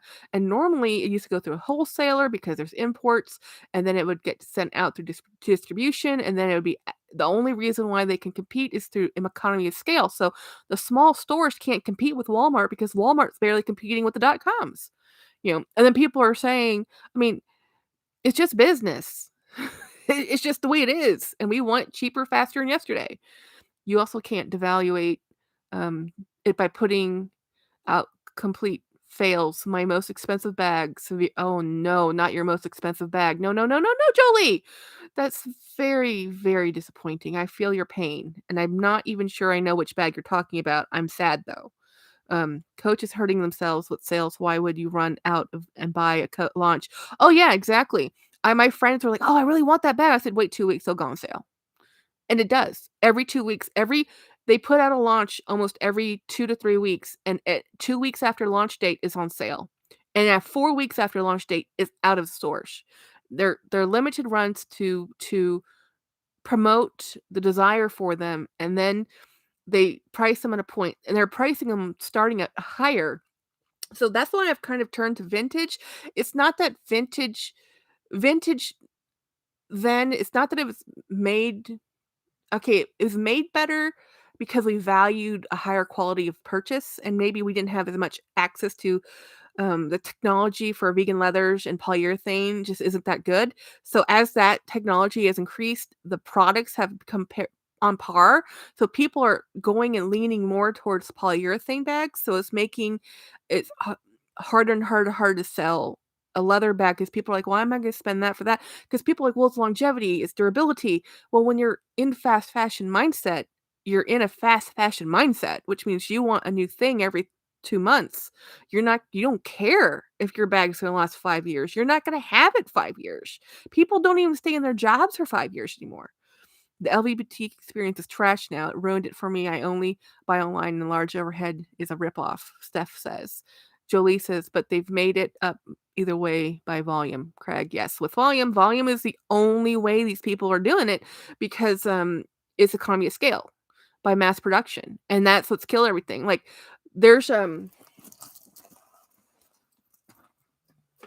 this bag is a knockoff for I can't remember the brand that came out with this, and then it became a knockoff, and probably the same exact manufacturer that makes this in China for them made this for the mass production. I got this for $16. Um, it is You can get it for about $30 on Amazon. I bought this one for 16 from China directly off Temu, and I think the original one is like a couple $100 or maybe almost $1,000 or something. The designer version this is knocking off, which by the way, I didn't know. I didn't know this was a knockoff until someone told me. Um, he always It's always fun to go into Chanel to buy a $10,000 bag and be treated like trash. Man, I know, right? And here's the thing, that person treating you like trash for that $10,000 bag, that's just I mean, what? How much are they making as a sales associate in the annual income? Was that 1/5 of their annual income, if not more? You know? And they treat you poorly? It hurts me. It's like, and it's like with my problem with Louis Vuitton is the last time I walked into the boutique, which is San Antonio, Alexander Wang, thank you, Steph, was when I walked into the boutique at Louis Vuitton, they followed me like I was a thief. I mean, they do it to everybody. It's a 1-to-1 ratio, but what it made it me feel was uncomfortable and watched. And I've been to many Louis Vuitton stores in my life, and I like browsing. I don't want you to hover over me, you know? I'd rather buy online any day. You know, immune um sage snobs of it's hilarious local stage play. um What exactly is Coachtopia is crap. Okay, Don's Donuts. Coachtopia is mostly oh no, the upcycled craft is when they tell you we're taking scrap leather that we used to make our other bags and then repurpose them to make this cool thing. So you're thinking like quilting. You're thinking like taking pieces and making an applique. You're thinking, oh, I'm using scraps of leather. What they're really doing is taking leather. Some of them are like that. Some of them, what they call is a leather-like material. They take leather, they pulverize it, they bind it with an agent, and they make a new fabric. And that's what they're doing. They are literally because you can't make products out of recycled things cheaper than the first time around. It is cheaper to make new plastic than to reuse old plastic. It's cheaper to make new glass than to recycle glass. It is always cheaper to use the raw and product in manufacturing than it is to recycle any of it. Aluminum is made by bauxite. It is cheaper to just until we run out of minerals to harvest and mine. And by the way, a lot of our minerals come out of Africa and Australia. Um, Bauxite comes out of it used to come out of the Caribbean, and it's still cheaper to extrude new aluminum than it is to recycle aluminum, and it's completely recyclable. So the sustainability push is honestly greenwashing jargon for young people who didn't go to college, or if they did went to college, they were so worried about dissecting colonialism and the root evil of life that they never listened to how business worked. Like they didn't understand how materials and half of all of the colonization, they got upset about why we colonized, how Europe colonized most of the world, but didn't understand why they were doing it. They were doing it for resources, stripping them of the resources, taking the raw materials out of those countries into their countries, manufacturing it in their parent country, getting all the goods and value from, because it's always going to get more higher end, the processing, right? Raw materials get the least amount of initial first um what is it called? Profit, right? The first amount of profit comes from that the first harvest of tea leaves. The person who farmed that tea leaves get the most least amount of profit. And as the processing goes downhill, the person at the end game, they make the most profit, right? It's about 5 steps from the farmer, if not more, you know. So anyway, it's just like, so Coachtopia, to go back to Coachtopia, it's how they are saying we are being sustainable. We are, and they're charging you $350 for something that's completely manufactured, man-made, not, it's not a cow leather that has been treated, tanned, cared for, dyed, hand and crafted, even if it has to do with machinery industry. They're just like, oh no, this is the same thing. No, it's not. No, it's not. You're taking scrap material, pulverizing it, putting it in a binder to it, extruding it out again, cutting out new materials, and then using an old beloved designs, the ergo, and then devaluing the whole value of the ergo, you know? Anyway, it's a rant. It's a rant. Um, Vivian says, I had a great experience at the boutique. Sorry you don't experience that as well. Sometimes I wear sweatpants and a t-shirt. It's all about the sales associate, Vivian, a burger boy. And there's the thing with Coachtopia, why the hell would anyone pay for the recycled scrap? Because they don't know the difference. Because they see the branding and the marketing and think they're doing something awesome. They're not looking further than the propaganda. And that's literally what that is. Um, do, do, do, do. Vivian, they're using leather dust. Yeah, that's glued together. Not all of it. You'll have to look in the description. It will tell you it's just bonded leather. They are polluting the environment worse. And they're yes, exactly. And actually, many people will tell you that if you're looking into sustainable materials, leather is sustainable. Leather is a natural material that grows on an animal that then we use and we don't waste it, right?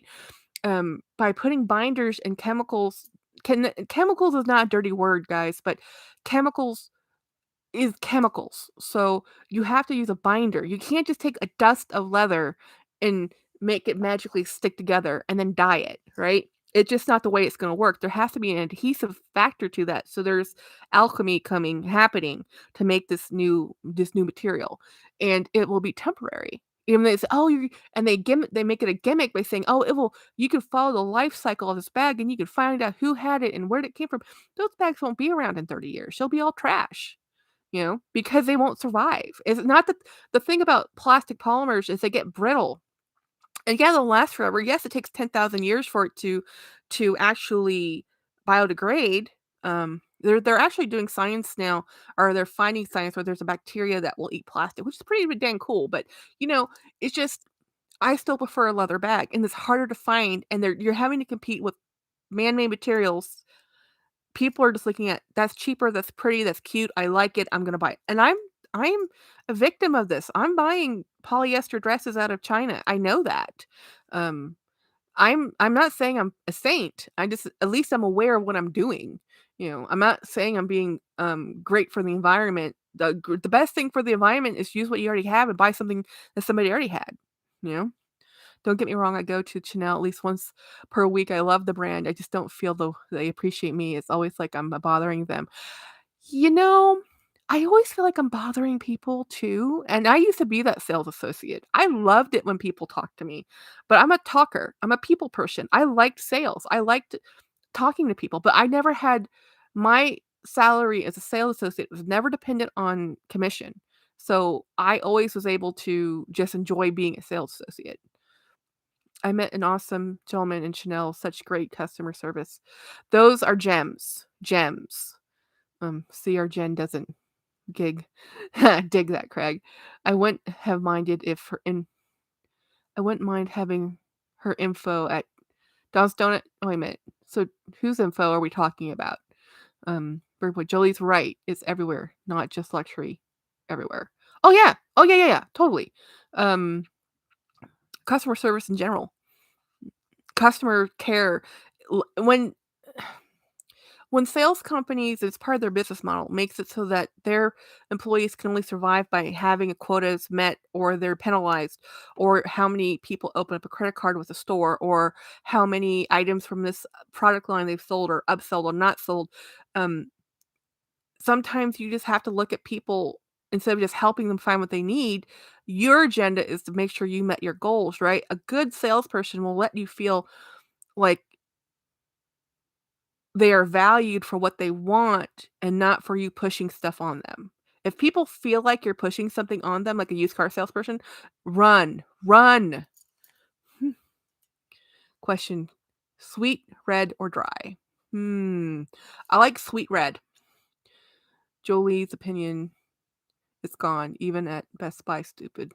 Pouring a glass while I listen and coloring my hair. Ooh, what color, Vivian?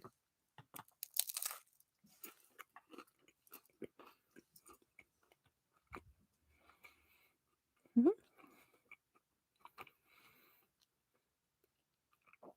I kind of just value competency now.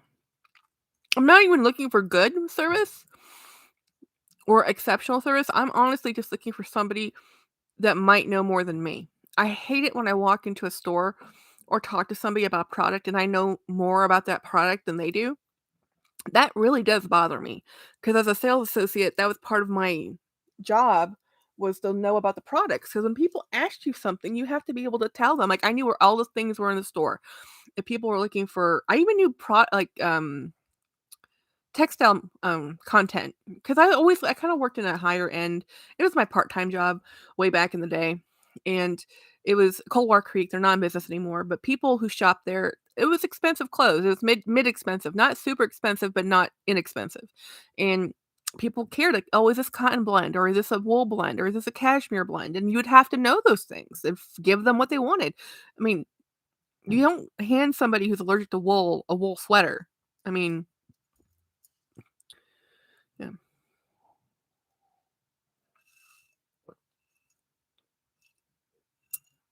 Dolph Donuts. I've made several clothing purchases from Poshmark lately. Jolie says, yes, right. Someone who just knows something, anything, rare now. Hey, I am right there at the grocery store. And I'm not even talking about, I cannot tell you how many times I have gone to the grocery store line and bought a turnip or a rutabaga, and they don't have a clue what those things are. And I've had to tell them, well, that's a turnip and that's a rutabaga. They go in soup. They're excellent vegetables. Um, Sorry, I meant Viv to get her LVSA. Okay, yeah. Vivian, the domain in Austin is. Wait, Vivian? Are you in my neck of the woods? How did I miss that? You know, the ironic part of customer act is the customer actually determines the pricing structure and the customer service level. If people stop buying, they will have to alter their strategy, but people keep buying. You're right, Steph. I was at a nearby the other day, and this gentleman asked if I could help him, and I said highly unlikely to myself. If he could help me, and I said highly unlikely to myself. Yeah, that's true. I mean, where was I when somebody was giving me, oh, Best Buy. Um and not only can they not help you, they steer you wrong, right? Um James is the tech guy in all of our friends group. They'll ask him first before they'll ask the sales associate. Because the sales associate will walk you right to the newest item and the most expensive item, 9 times out of 10, especially Best Buy. Oh my god, that's how I feel at Coach. They don't know much. Oh no, the Coach for they don't know. Even the people, I mean, I think they go through staffing as much as they go through their product launches, to be honest. Um, because I go to the Coach outlet over in San Marcos, and I don't see the same faces, and I go pretty regularly. You know what? I actually have videos I was supposed to post. I took some pictures of the new black and white Coach outlet release. It's pretty neat. It's just, I'm not gonna pay those prices. Just not doing it.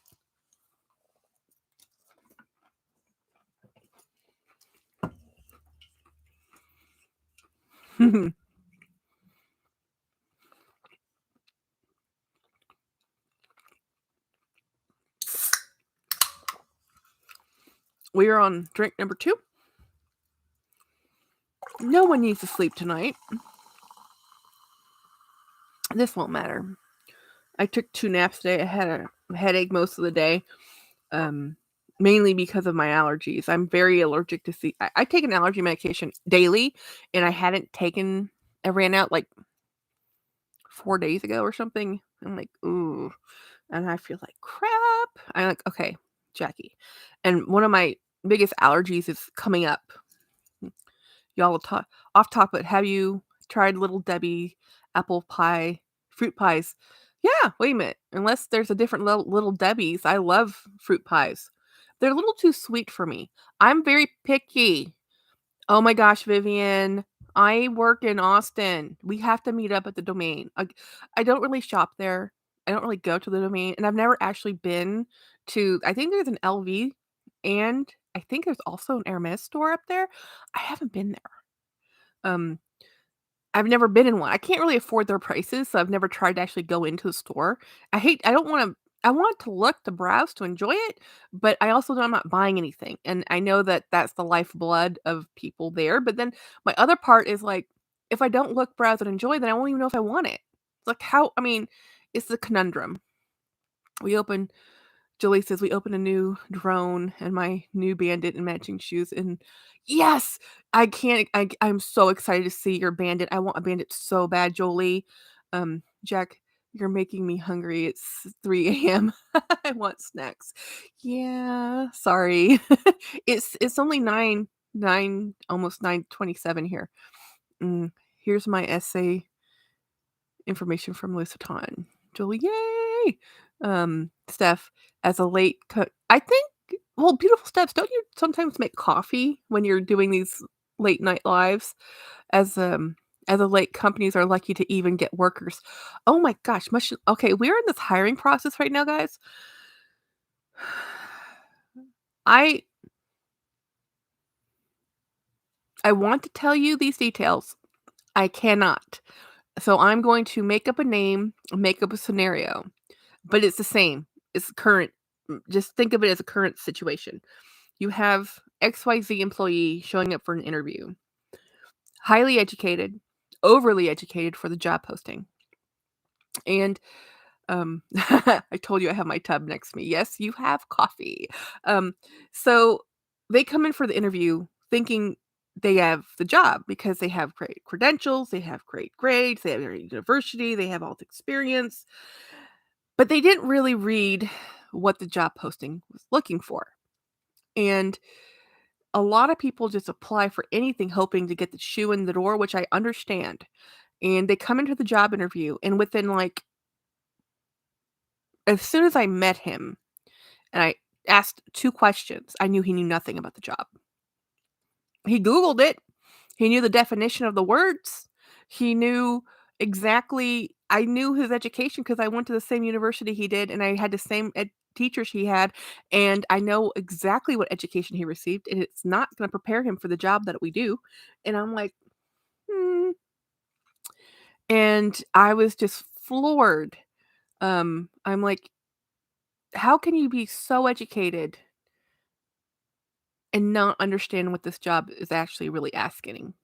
Because they're not reading the listings, they're not reading what the job requirements are, they're looking at, a lateral type of technology, they think that lateral shift is all it is. It's like, "No, this is a specialized section. This is very specialized." I think the majority of my life in my job, I've always just had to explain what I do for a living. I never even told my parents. Like, my mother doesn't really know what I do for a living. My father never understood what I did for a living. They didn't even understand my thesis when I was writing my thesis. Now, guys, I didn't finish my master's degree, but I got all the way up to my thesis. I'm only 1 hour short of graduating, but I did take the comprehensive exam, and now with the time lapse, I'd have to retake a bunch of courses, and I'm just not gonna do that. It costs too much money the first time around for something that's getting me absolutely nothing. I already have the education. I don't have the piece of paper. I mean, you can look at my transcripts and see every class I ever took, but I have plenty of hours. I have like 50 hours of graduate work. but I don't have the dang degree. It doesn't matter. It doesn't change a thing in my job. Not a thing. But anyway, Vivian, don't forget to write that number down. Vivian, I didn't see a number. Did I miss the number? Where, girl? Oh my God, meet up. Yeah. No. Yeah, literally, I work in Austin, Vivian. I don't live in Austin. Like, who lives in Austin? My sister lives in San Antonio. I went to school to UTSA. Like, we're like neighbors. Jolie, okay, we're going to the kitchen for late night snacks. Vivian, Vanessa is down to earth girl. She knows that I only buy what I can afford. She's honest too. That is a rare gem. Vivian, I love to work in luxury retail, but the drive, yeah, no bueno. Well, Vivian, that's great. YouTube probably won't let it pass. Yeah, is not letting it come through. But her name's Vanessa, and she's at the domain Louis Vuitton. Is that who she's at? The phone number? Yeah, the phone number didn't go through. Yeah, it's because you're yeah, it doesn't let you do links or numbers. Like, I can post it as the creator, even though I have 0 restrictions on this live, guys. The only thing the moderators can approve and or decline comments, but I have allowed every comment to go through. They're not holding anything back, but YouTube will automatically say, "Nope," because that's how they're dealing with spammers, is just by not letting it come through at all. Is because they can't control the spammers. Like, I just got a spam comment today that I had to delete. It's ridiculous, guys. Mm.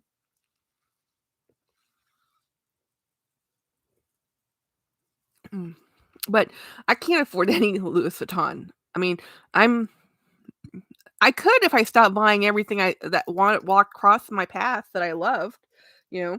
But that's my mother. My mother would say, "Well, Jackie, if you stop buying all those little," my mother would say, "Chip joy," and in Thai that means trinkets, like, and I'll tell you in Thai, just the way my mother would say it, like, ถ้าซื้อ ของเล่นๆอย่างงี้จะไปซื้อของจริงบ่อยๆ which just means, if you keep buying playthings like this, when are you gonna go buy the real thing?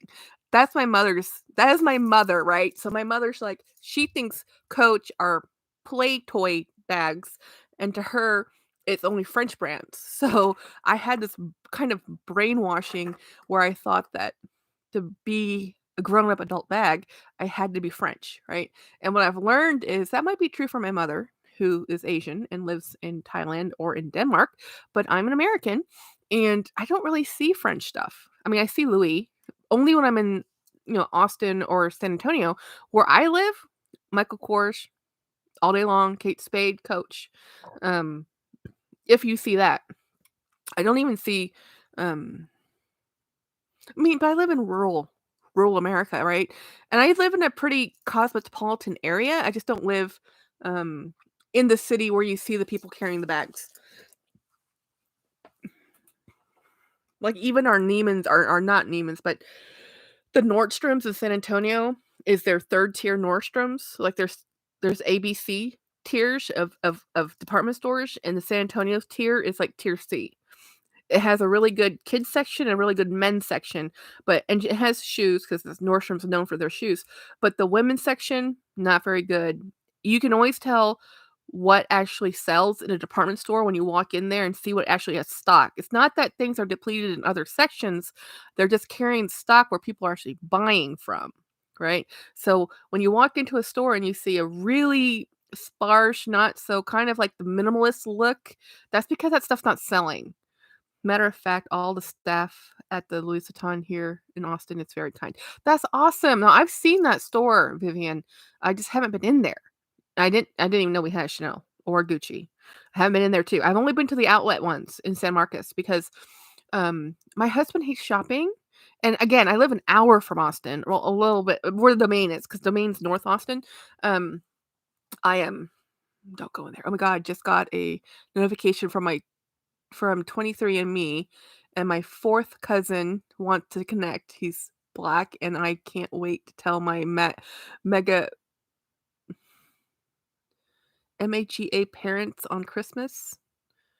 You have a fourth cousin? Fourth cousin. Fourth cousin. So that would be, I'm thinking, that would be your aunt's child's child, right?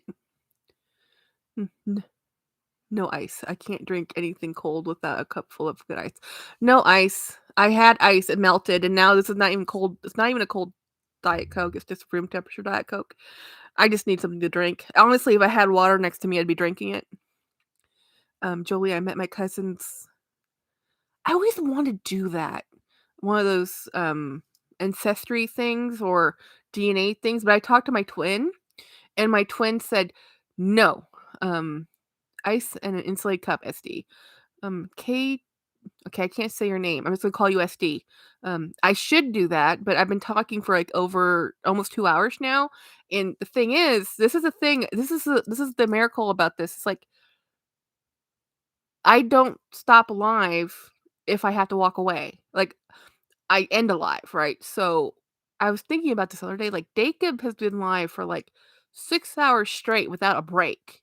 I couldn't do that to save my life. Well, I am diabetic, so you know I'm like, I need a bio break. I need to go use the restroom. Like, I can't. How people do this? So I can't get up and let's go get ice. American is wild with the racism. Jamaican, and we came in all shades and ethnicities. My entire family is the. Oh yeah, mine too. Good lord, my mother is one. She doesn't like to admit this, but she's 1/4 Chinese and 3/4 Thai. And my father is Irish American, mutt, super mutt. It's like they're both his parents were Irish, but different parts.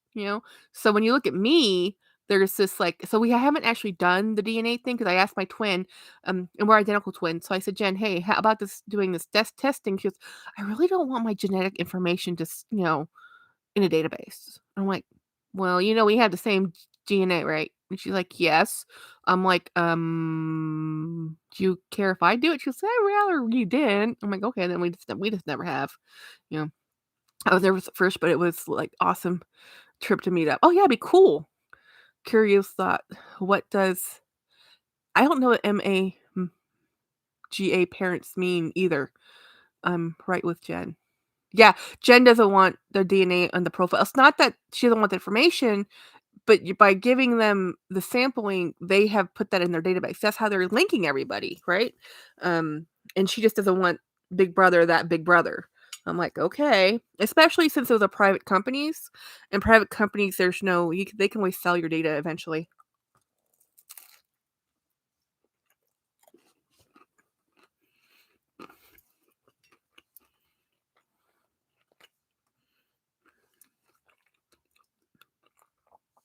Oh my gosh, SD, that I didn't know that was a thing. Make America Great Again, MAGA.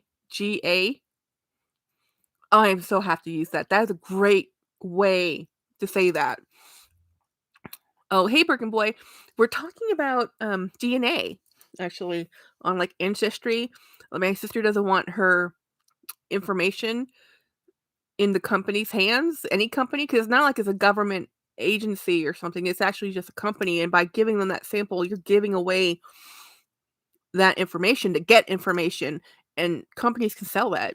They can tell you I'm not selling it, but in 10 years, they probably say, oh, yeah, we're selling all this, whatever. They own it. Steph, I live in St. Louis, Missouri, and I've never in my life seen a Chanel Dior in the world here. I feel like an alien carrying mine. Lots of LV, never full. So you're right. I've never seen a Chanel or Dior. I have seen one Hermes Emery. I've seen Gucci, Versace, Valentino, Louis Vuitton. I've never noticed anyone carrying Dior or Chanel. You didn't know? I didn't know what the MAGA meant. I had no idea. Because we just use the word of the person who made that moniker. We just say his name. I wanted to find my birth father. That's why I did it. That's smart. We're gonna be, oh my God, why are we talking about Donald Trump? Yeah, well, because Jolie just found out her fourth cousin is African American, and she's not gonna tell her, parents that are kind of like these like those people. My mother-in-law did that and found out her father wasn't her. Oh, ouch. Actually, my friends did that and found out that their father had a half sibling they didn't even know about. A lot of those other side of the blanket babies show up in those. Like we find relatives you didn't know you had. Vivian, I'm retired military. Everyone has their own expression, MAGA, hence the question. Oh. Craig, my mom adores. Oh, really? See, my sister does too, my twin, okay? It's rough, it's rough. I mean, but we live in Texas. This is a Republican state, guys. Who's shocked? Nobody. Um, oh, okay, I see. I mean, no offense, just shook me. I know, right? Because 'Cause they're like, "Why are y'all talking about that?" It's like, "Well," and then we got talking about DNA because my mom is actually a quarter Chinese and three-quarters Thai, but we never tell anybody she's a quarter Chinese because Thai people don't like admitting that there's some Chinese influence. Um, there's a lot of, racism in Asia. Lots. So, anyway. Oh, dude. I detest the dude. That's gotta be rough, Jolie, considering you live in the middle of Florida.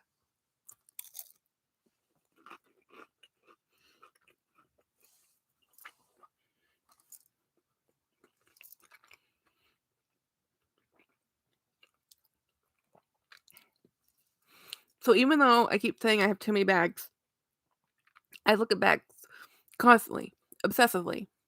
I looked at bags all day today. I don't know why. I have nowhere to put them. And I just love them. I feel like I'm on a rescue mission every time I find one.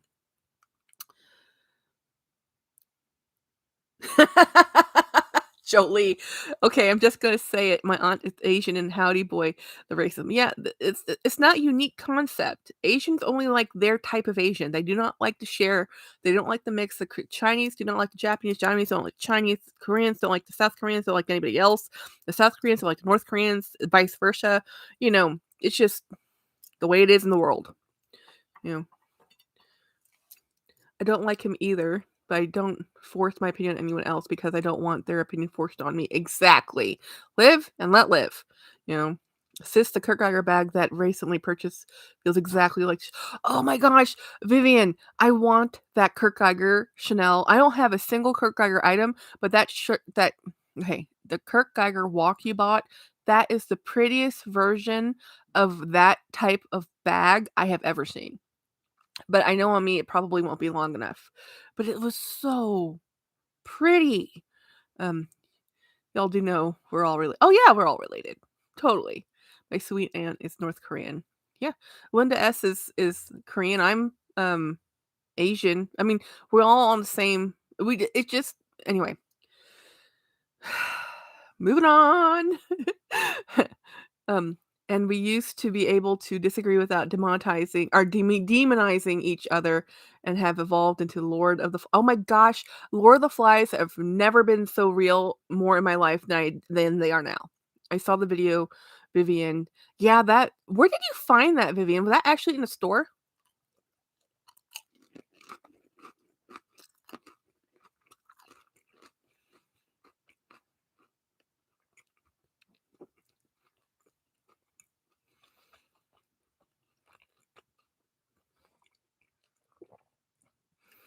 People are people.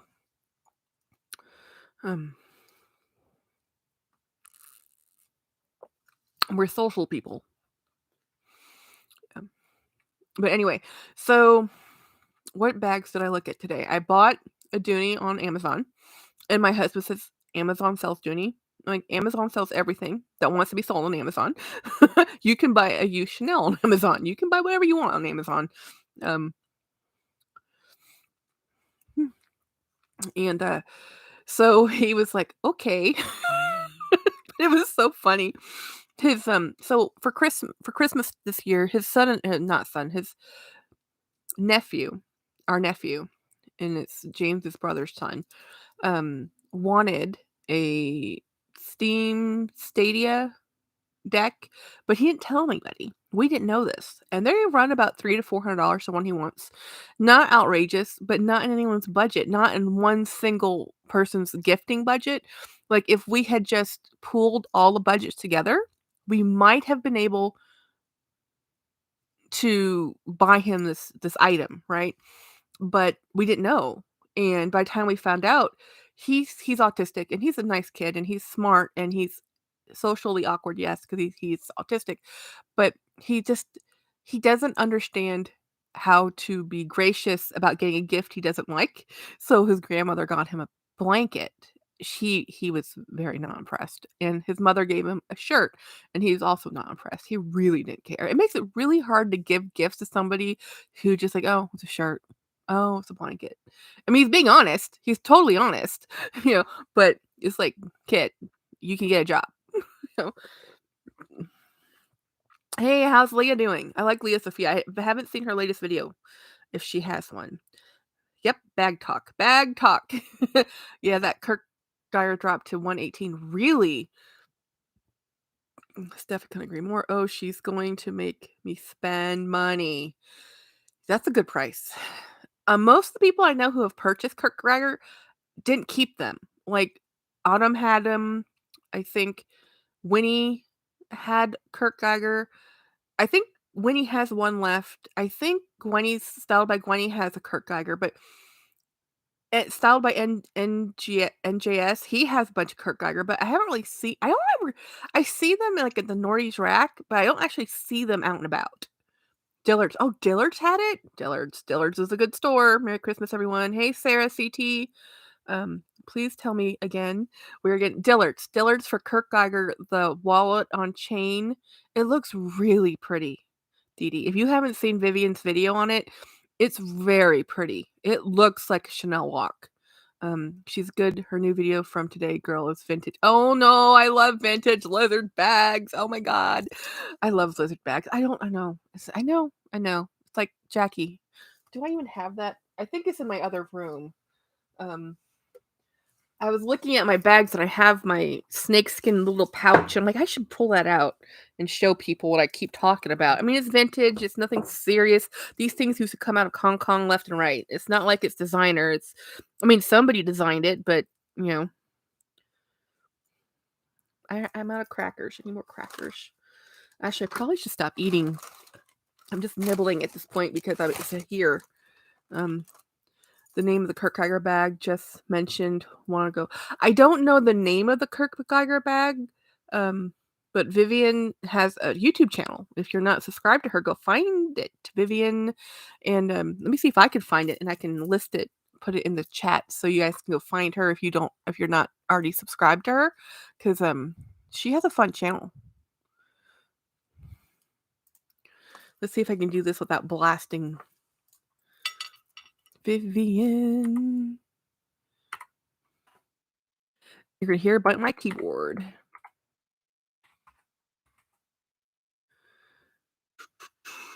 I'm spelling it wrong. I knew your name. Let's see.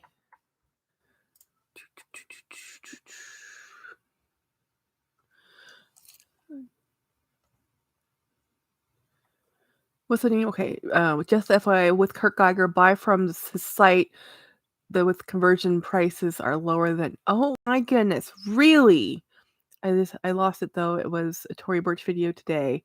I want to see your vintage. I don't have that much vintage, guys. I've let go of a lot of vintage. Becca, pretty lamps, and thank you. That lamp actually used to be over here, so it might be living back there. I love Tiffany stained glass styled lamps. They're my favorite, and unfortunately, they're not in favor anymore, so they're harder to find. Be right back. My Roomba has gone silent. Dee Dee, I think they're talking about different videos on YouTube. Yeah, I can't remember. Let me. Oh, Vivian. Yes, we're talking about Vivian's video. She did a video. On this Kirk Geiger bag. Let me see if I can find it. And we keep talking about this bag, but if you don't, I don't know the name of the style.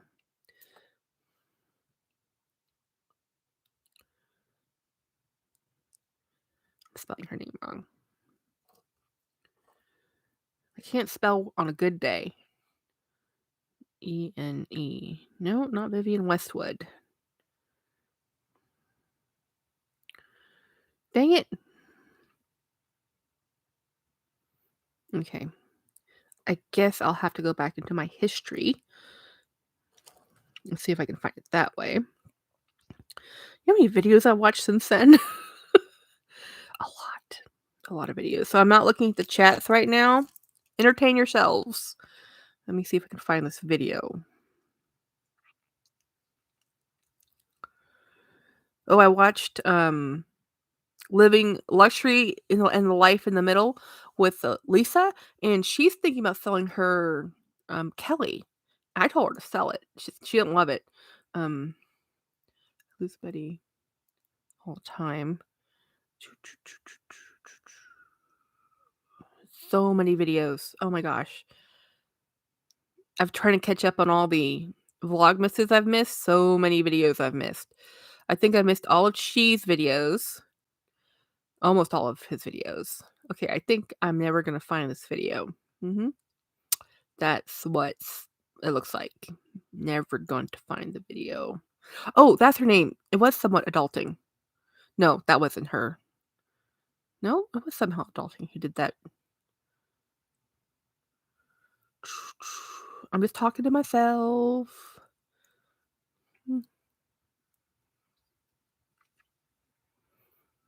I think it's lost into the Ethernet. It's gone. It's bye-bye. I have no idea where this video is. I just watched it. Like, how can it be this far? How can I have watched this many other videos in between that video? This is wrong, guys. This is just wrong. There's no way it's this far down. Okay, it's lost forever. I'll find it eventually. I'll try to make a post about it. I think I'd have better luck finding the bag. Anyway, back to you guys. Minnie Kingston, thank you, Vivian. Oh my gosh, I couldn't find your video. I couldn't even find you. She was full. She's better now. Oh, the vacuum. Vivian says, thank you. The bag is called Minnie Kingston. Yes, the Kingston bag. Okay. My cat was riding my vac the other day. I swear your 40-pound cat was sitting on top of like a Roomba. Oh my goodness. Most cats run away from vacuums. Like, they don't like the sound. And you're telling me your cat was riding the vac? Your cat, the demon cat. It's like a cat that likes the sound of a vacuum I've never heard. Don't think Lisa is gonna sell the Kelly yet. Everyone is telling her to wait. No, I told her to sell it. They might be telling her to wait because of the market, but I told her to sell it because if she doesn't love it, that's somebody else's dream bag. She should get something she will enjoy and love more. Don't keep something just because other people say you should keep it because of XYZ. She's not using it. If she's not using it and she's not enjoying, and all she's doing is looking at it, and she's had it for what, 2 years, move it on. Like, I don't think she'll regret it. I don't think it's one of those. She says it doesn't fit her lifestyle in New York. Now, maybe if she moves again, yeah, maybe she'll regret it in 5 years or so if she moves back to the Midwest from where she's living in New York, but I think your tastes change. I don't think you should keep everything. Steph says, wait, I missed something. My Dexter Scotch Fold used to do that. Really? Ride the vacuum, Jolie? Steph, I bought a Kurt Geiger metallic pastel rainbow bag this year. My only bag from the brand. It's gorgeous, but realistically, will likely never wear it. It's so loud. Sometimes I buy bags just to look at. And I know that buying them. Like, I know I won't use them, but I just like looking at them. Like, the other day on my Instagram, I posted my Spider-Man bag. I've had that bag for 2 years. First time I wore it. I have 1K Kurt Geiger. I hate it so much that I ignore it. Jolie, send me a photo of your Kurt Geiger. What is wrong with it? My recent video was from the Tory Burch Neverfull PM. Kurt Geiger is my. Oh, that's why I couldn't find the video. It was. That makes so much more sense, Vivian. I found it on your community page. Oh my goodness, that's your following your. Are you following your own advice? No! I don't do as a no. See, here's the thing. I don't have a Kelly I'm not using. I don't have something that has that much value. She won't lose money selling that. Anything I sell, I lose money. I lose money on every single thing I've ever sold. So I have to look at it differently. She can make money or at least not lose money and reinvest that from that Kelly. Anything I have already purchased, I'm looking at making maybe, if I am lucky, 50% of what I spent, and most of the time, I only make 25% of the whatever I spent. So I'm looking at how much is that lost value worth it to me, or do I just keep the bag? Most of the time, I just keep the bag. Um, Vivian, do you keep both? Oh, wait. My Chanel is channel is Vivian. Yes, your name, the namesake. Vivian Carlene. Vivian, did you keep both? They were very similar but different. Okay, yes, I'm subscribed. Your last video was Tory Burch. Okay, Merry Christmas. Hey D.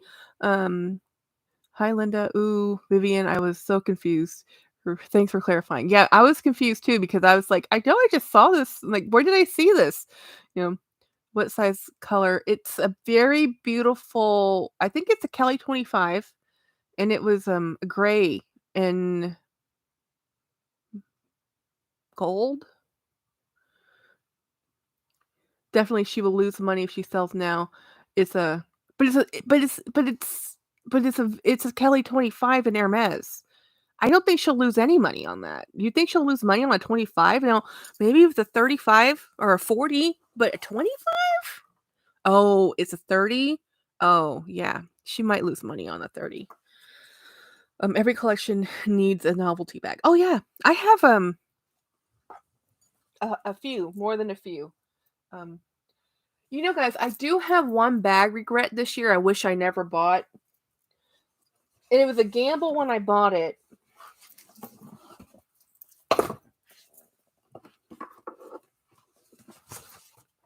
Why is that there? So this is my regret at 2023. They don't make a Hermes Kelly 30. Yeah, then it has to be a Kelly 25. I really think it's a Kelly 25. FOI, the tech school in the Air Force. No D hit of a lie. Burger boy, I would have to be a 28 or 32. I think it's a 25. They served you rabbit? Vivian, the other KG post is a video that features the mini Kensington sunset. I can't be bothered with selling. They're either get passed on to friends or Goodwill. Yeah, I bought a couple bags off Goodwill. I only have 3 luxury handbags and they'll stay with me until I die.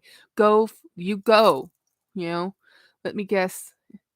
Let us guess what. Okay, guess. What's my regret for out of all? As I bought it 3 months ago. It's kind of recently. I bought it from Macy's. I kept it mainly because I couldn't return it, and now I've decided I regret it. No, she was saying it's a bigger. Really, the bigger Kelly? Maybe it's a 32 then. Rabbit's not bad. I like rabbit. Coach, not coach. I have a Chow Hall PTSD. See, that's where my brother-in-law works. He works in food services for the military. And I understand. They make some really good food, but it's for the masses, people, for the masses. Not Dooney and Burke. You won't guess this. I only have one bag from this collection or from this company. Hello to everyone who just entered the chat. I was washing my hair color. Okay, I'm just gonna show you because you'll never. I bought this to try and see if I liked it, thinking it was a different brand. I got the name wrong, so I was like, this can't be what she was suggesting. It's not. I thought Hello Catwalk City was talking about this brand. She wasn't. It just looks similar to the one she was promoting. So I really like it, but I decided I don't like it. So anyway, let me show you. And it's just, I think it's the color. And I like a purple. I just think it's too pale It's vegan leather, guys. It's vegan. This whole company is pretty much all vegan. I love the woven leather. I like the way it looks. I just don't like the color. I think it's just too pale. Pastels. I love pastels. I don't think pastels like me. Yeah. Um. It's a New York company. It's okay. Um. Yeah, I know, Jolie. I love to look at it, but I can't pull off the shade. Look at this. It's again perfect Easter bag. My niece is named Violet, so I'm gonna keep it around and hopefully she won't. It's not alive unless I drop something. Um, So it was just a novelty, but I regret buying it because I don't think I'll ever use it. I mean, the tags are still literally on it. This bag, here's the thing: this all vegan leather bag was $198. It's the Kate bag. They still make the style. This is just a seasonal color, and this is a PETA approved vegan certified handbag. You know how much money you have to do and just to prove to PETA that they get their moniker, their little stamp of approval? You have to pay for that. It's not like that is freely given. Um, it's an application process. Same with like certified organic. It's an application process. You have to follow guidelines. Um, what a mess. Put this back in here. Don't fall out. Over here. Ramen. I don't love ramen. I had ramen. I didn't like the way ramen. I like the way ramen looks. I don't like the way their handles actually perform. Their handles, because of the coatings they put on their leather, it strips and the handles will wear out before the bag does. But it's not violet. It's lavender. Yes, lavender. I know. It's a pretty bag. It's pretty. It's not for me. Anybody want a lavender bag? I'll send it to you. Like seriously, if you want it. I don't want it. I don't. And my niece is only 9. That bag's too big.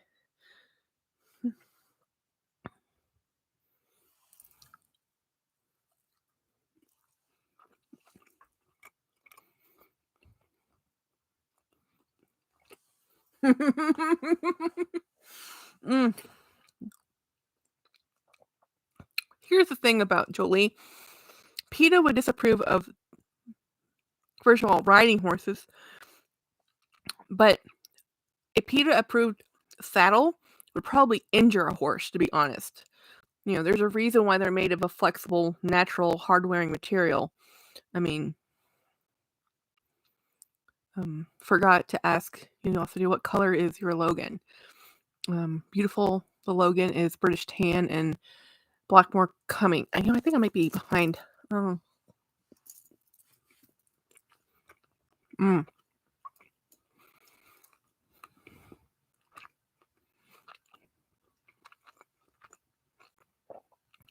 It's really just my skin tone. I think I could style it and wear it. It's just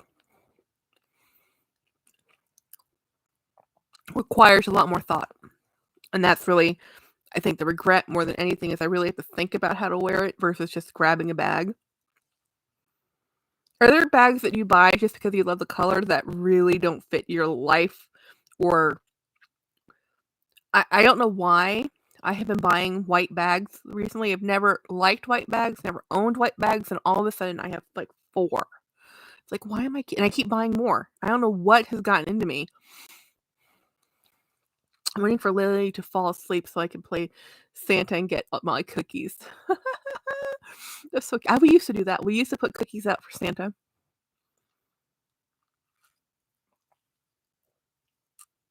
I really like the internet memes, or not memes, posts I've been seeing where the elf is having a margarita because the elf is exhausted. You're fair over olive. Yeah, I'm more fair. There's there's yellow undertones of pink, but my sister's actually, I don't know why, but she's more olive than me. Probably because she sees the sun and I run away from it like a vampire. Like I see the sun and hide. I used to tell everybody I'm just a bat in a cave. Leave me alone. Which is also This chair has the Batman emblem stitched in it. I have a Brahmin brisket clutch that needs to go ASAP. Yeah, Brahmin's okay. I have 1 or 2 left, and there's a whole cult following with Brahmin. Brahmin is popular with a segment of population because they're really pretty, but they're very heavy bags. They're very textured, extremely heavy finishes, and the straps wear out. Tam, if you don't mind, is forest green, but only found it out it wasn't black when it. Oh my goodness, it's green. It's so dark. I love white bags, Carol. I have become that person. I mean, they're not bright white. They're like kind of a winter white, but I just keep buying them, and I'm for some reason I keep buying yellow. I'm like, why has yellow been my obsession right now? Um, Carol the Brahmin is chalk. Ooh, yikes. Um, See, well, look, the thing about the chalk though is that it has most of the Brahmins don't have raw leather. They're all coated, right? Or not. I don't mean like raw leather. It's they don't have the leather finish that would transfer dye onto them. White bags are so versatile. Oh, yes, I agree, Birkin boy. I absolutely agree. Oh my god, that green has to be gorgeous. I'm having a hard time changing out of the tan I was planning to use the red geometric tomorrow. I make myself change. Like today I used 2 different bags. This morning I used a bag and this afternoon I used a different bag. And tomorrow oh guys, I'm so excited. Let me show you this bag because you'll never see it after tomorrow. Beautiful steps from the 3 vintages I bought this week to our bone. Let me move some things out of the way. So my mother-in-law also got me this cool tote, which I'm very excited to get.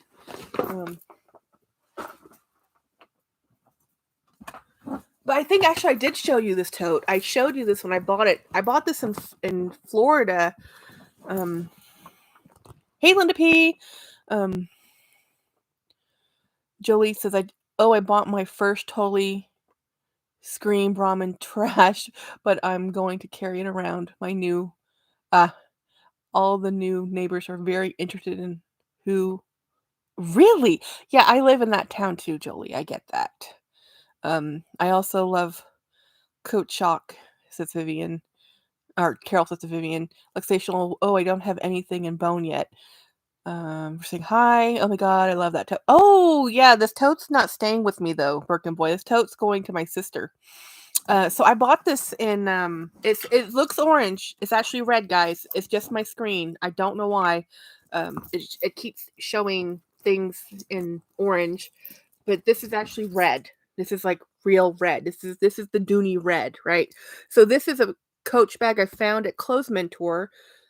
I forgot where in Florida with my friend, and I like this one because you could adjust the strap length to be short or long, and I like it on the longer side. But this is my sister's high school colors she teaches. Yes, not orange, it's red. You don't do red, Birkin boy? I love red. But I understand because I don't do orange. You need a yellow Luna. Do you need a yellow Luna? The Coach Luna bag. If I bought a Luna bag, it would only be the faded blue, just because the Luna bag is a hard carry. I don't like how it feels. Wear it would be a collector's, just because I love faded blue. So anyway, this bag is going to my sister. So inside of it is actually most of her Christmas gifts. They're in here, and she doesn't know this bag is going to be hers. So I'm going to carry this bag and put a bag in a bag and take this in, and she's going to think that's just my cool bag. And then I'm going to, by the end of tomorrow, she will have a new red bag for work because she's a teacher. Teachers need tote bags. It's like a fact of life. I think I'm going to get another Capucine MM in yellow with green malachite. Ooh, that sounds amazing. I love malachite green. And I think that with the yellow, oh my gosh. I think Capucines are beautiful bags. I've never held one. I've never touched one. People just complain about how they function, but they just have I don't think you're really buying a Capucine to hold things. It's kind of like the Lady Dior. The Lady Dior can be finicky. I think the Capucine is just in that category of bag of beauty with a little bit of function. The Finns beat the Cowboys tonight. Orange would be good for my marriage. um, Beautiful teacher gift. Yeah, right, Linda P. Every teacher everywhere. I mean, we yes, so much stuff is digitally done. Yes, still paper. You still hand out papers to kids, guys. Kids still have to write on paper. It's not all digital. Um, Even their testing might be digital. There's still she teaches IPC incorporated chemistry and physics and biology, and one of her bio classes have labs. So labs still involve papers. So even if everything's on the cloud and everything's through, I can't remember the name of the program they use. They have this technology. It's very cool. Everything just goes up. The technology in the school system now compared to what I had is like rocket science light years ahead. Like it's not an overhead projector anymore. It's like no more chalkboards on chalk. We don't even have whiteboards at this point. It's a software program where you can write on a tablet and it's on the whiteboard. It's just astounding. Um, I just gave my mom a bright green Dooney and Burke that I bought from Ed Braun. I love that Dooney and Burke staff. Went with nothing in my vampire wardrobe, but always loved green bags. Yep. Birkin Boy, my son's school, no paper. I swear he's 15. He can barely write his name and he can type like 100 words. Yeah. And the thing about here's the problem about not having writing as a thing people do anymore, only as a digital keyboarding experience, is that it's very limiting. Contracts, guys, most contracts, even though they're typed, still require signatures, and even if there's DocuSign, a lot of things still have to be written in hand. I mean, there's a really good it's actually a skill now to be able to read handwriting. My father gifted me a red Continental wallet and by Burberry. They just don't know. Oh, nice, Latina. And the people, wow. So she's not too bright. I missed something. Hmm. Carol, yes, orange is my second favorite color. Steph, I'm interested in your vampire wardrobe. um, hmm. Yes, Jolie, you are goth. I'm not goth. I actually like. I'm not as much as a peacock as my twin, but I'm very much, flamboyant bird. My sister will be here on my birthday. And I'll probably convince her to do a live. It'll be on a Thursday.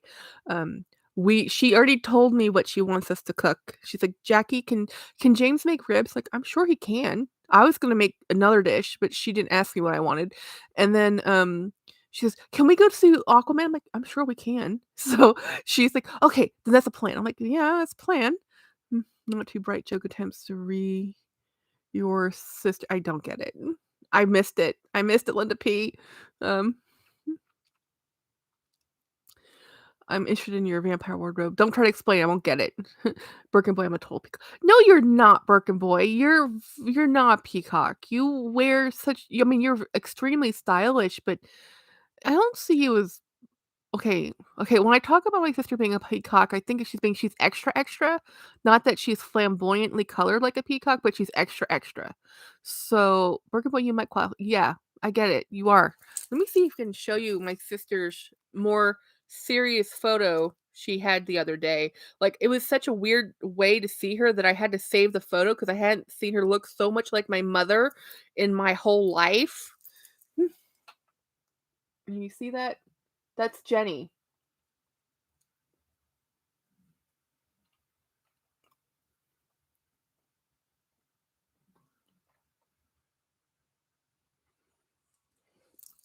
I'm always like, "Look at me." And why aren't they looking at me? Yeah, that's my twin. That was a really good photo of her, but let me show you the photo she sent me of her date night the other night. This is what oh, did I copy that photo down? I might have to go find it, swipe it off her. She might have just sent it to me on a text and I didn't save it. Let me go find it. It was a very cool photo. Very classic Jennifer. Jennifer's always been the brighter, person in the room compared to me. I was always the back, take it to the back seat. She did this picture on the 21st?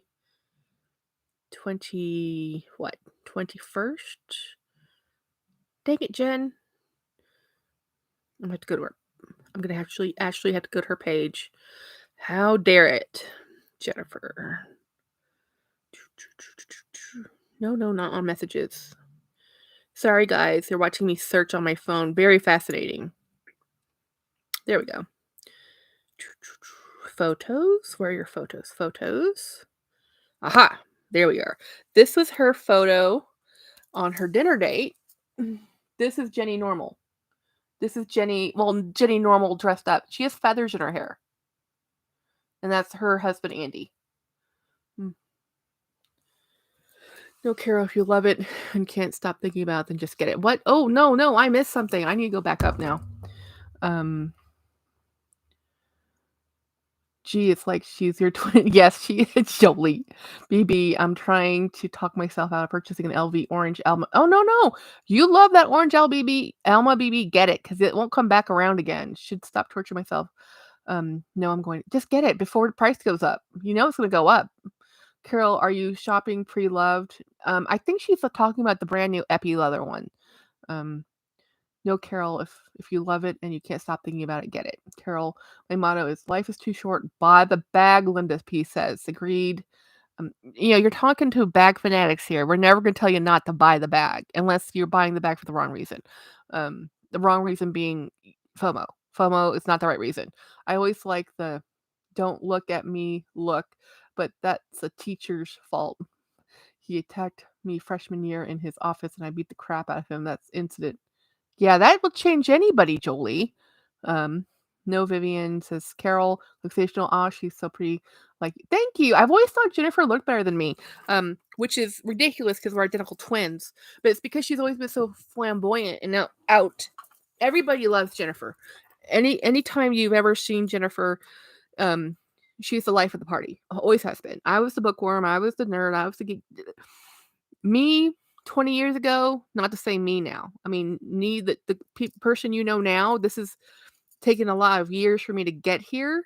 And a lot of it is because I was a twin. And when you're a twin, you're always compared to each other. You're always with each other. And it is only because we went to the same school. We went to the same college. We even had some of the same college classes, same teachers. You're always in each other's shadow. So it's only with moving away from where Jennifer was and not always being with her, not always being compared to her, that I'm actually kind of outgoing. But in my family, guys, I'm the quiet one. I can talk to y'all for 3 hours straight without breathing. It's almost like, and I'm the quiet one. The Epi leather is on sale in Japan. Oh my gosh, what, huh? Sale as in on a discount or sale as in like you can buy it from Japan? Like pre-loved? Working boy Jolie, I was attacked by a teacher in school to only one difference afterwards I dated him. No way. See, this is why he's an ex though, because that's no way that can work. It's the power dynamic. Well, Hiramy's amazing too. Thanks for the info, Vivian. Your wit. Vivian, vintage resale market. I've seen. Oh yeah, yes. I have seen the vintage. Yes, there has been. Alma is not new. Alma is like my favorite. Not the Alma. The Epi. The Epi leather is my favorite, and because it's so indestructible, it is around. It sticks around. But if you want the new one, get the new one. I'd get the used one first, but I like everything used. I like the history and the story and the dents and the dings and the marks and the cracks in the leather. I think it's character. It makes me feel comfortable. If it's too new and too pretty, I have anxiety over it. I like something that I can throw on my floor and not panic over because I don't have an extra sheet for it. A Birkin would probably give me a heart attack. I would have so much anxiety about where to put the dang bag, unless it came already beaten up, and then I'll be fine with it. I'd be like, oh, I'm just adding more character. But it's breaking in that character that hurts. So I knew we had something Gen X crap in common. Yeah. Oops, you're comfortable with us, Jackie, because we love. Yeah, thank you, Linda P. No, I'm comfortable with y'all because you all are hanging out with me. I understand that this is the internet and like hundreds of people will see this and not interact with me and they don't know who I am, but um, you guys know who I am, and that matters to me. Um, Relaxation. I love Epi. Epi's my favorite. I don't like the Empreinte because I think the Empreinte wears poorly on the corners. I actually prefer the Vachetta on the corners because even though the Vachetta is that sense kind of like a sensitive lady to spotting and colors or whatever, I think it wears better than the Epi leather. Um, not the Epi leather, excuse me, the Empreinte leather. I think the Empreinte leather, it when you ding the corners, it kind of just lifts that color of the dye, and it looks a little frayed. Where when a corner of your Vachetta gets dinged, it just adds a little bit of a line or a groove. And I think that's the difference between the pebbled leather and the smooth leather, truthfully. Um, Louis Vuitton Epi Elma handbag, Mandarin orange for 600, and that is an awesome price. I met you and I'm still here. Yay! Thank you, Jolie. But you haven't met my twin, you know. But here's the thing about my twin sister and I. Jennifer finds everybody and I keep everybody. I am the maintenance person. I am the person that will follow up with you. I am the person that will find you 5 years later. I'm the person that will come visit you. I'm the person that will text you and talk to you and write cards to you and interact with you. Jennifer gets everybody in because she's interesting in a flash and she's fun, but she is self-absorbed in her universe. You have to be in her universe. And I like people and I find them and I try to fit into their universe so that I can hang out and be friends and stay friends. And that's how I have long-term friends. Um, if you don't text, communicate, or engage with people, they don't care about you. You're not in their life anymore. They're gone. You're gone. You're not there. Why would they? If you there's some friends I've had like from 7th grade that we every time we connect, it's like we never left, but we don't. There's long stretches of nothing in between. And then there's friends I have where I text daily, like Birkenboy and um, Linda Passos, who's Beautiful Steps. I text you guys like daily. I text Jolie a couple times a week.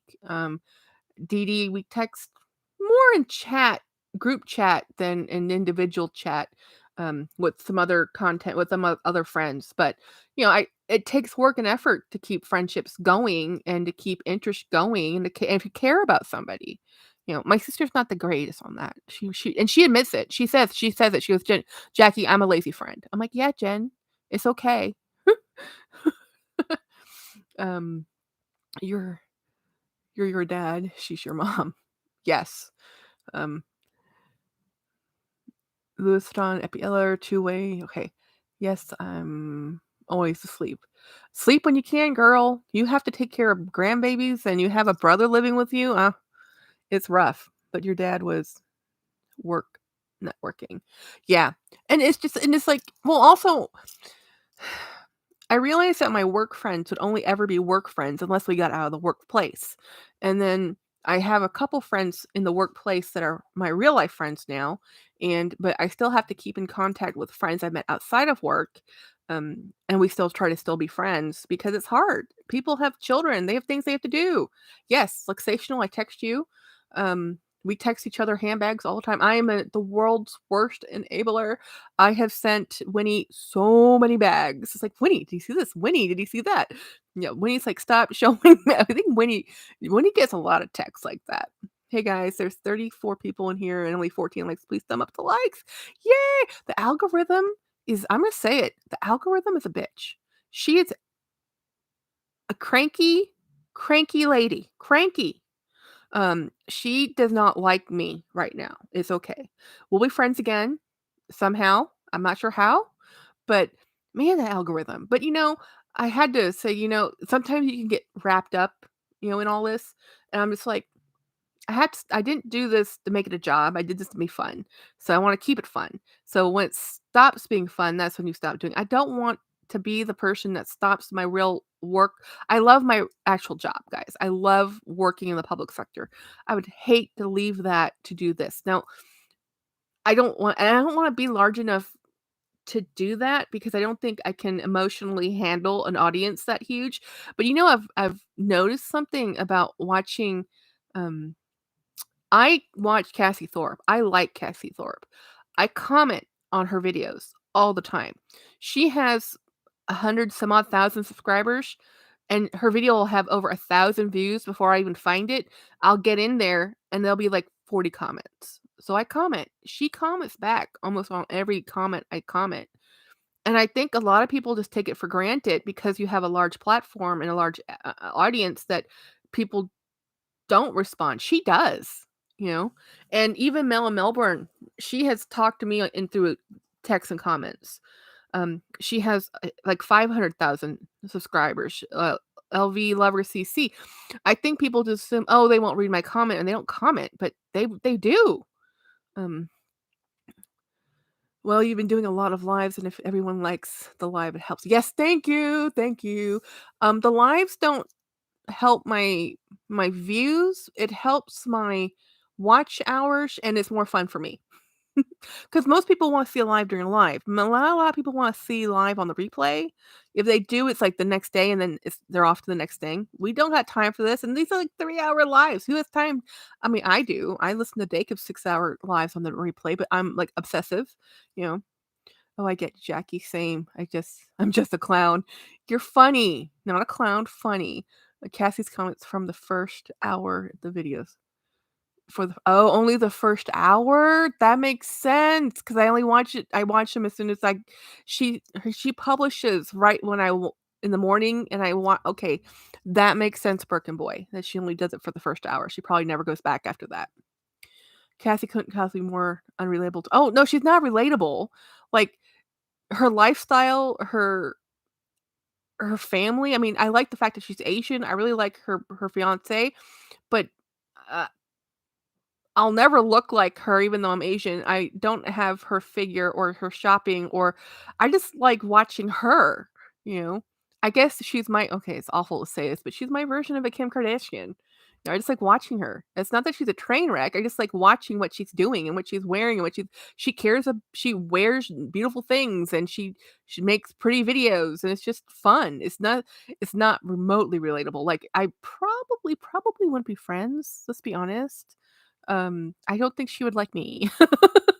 Um, I don't know if we could like Super Jacob, we could probably sit down and talk for 4 hours on like nothing but books and have a blast. I'm not sure Cassie Thorpe reads books. Mhm. Steph, she's actually super sweet.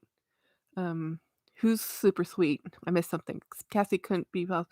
I hope she's super sweet. I just don't know, you know. Um, I love the way you qualified that. Well, Cassie's I don't know. The girl's busy. That girl's busy, you know?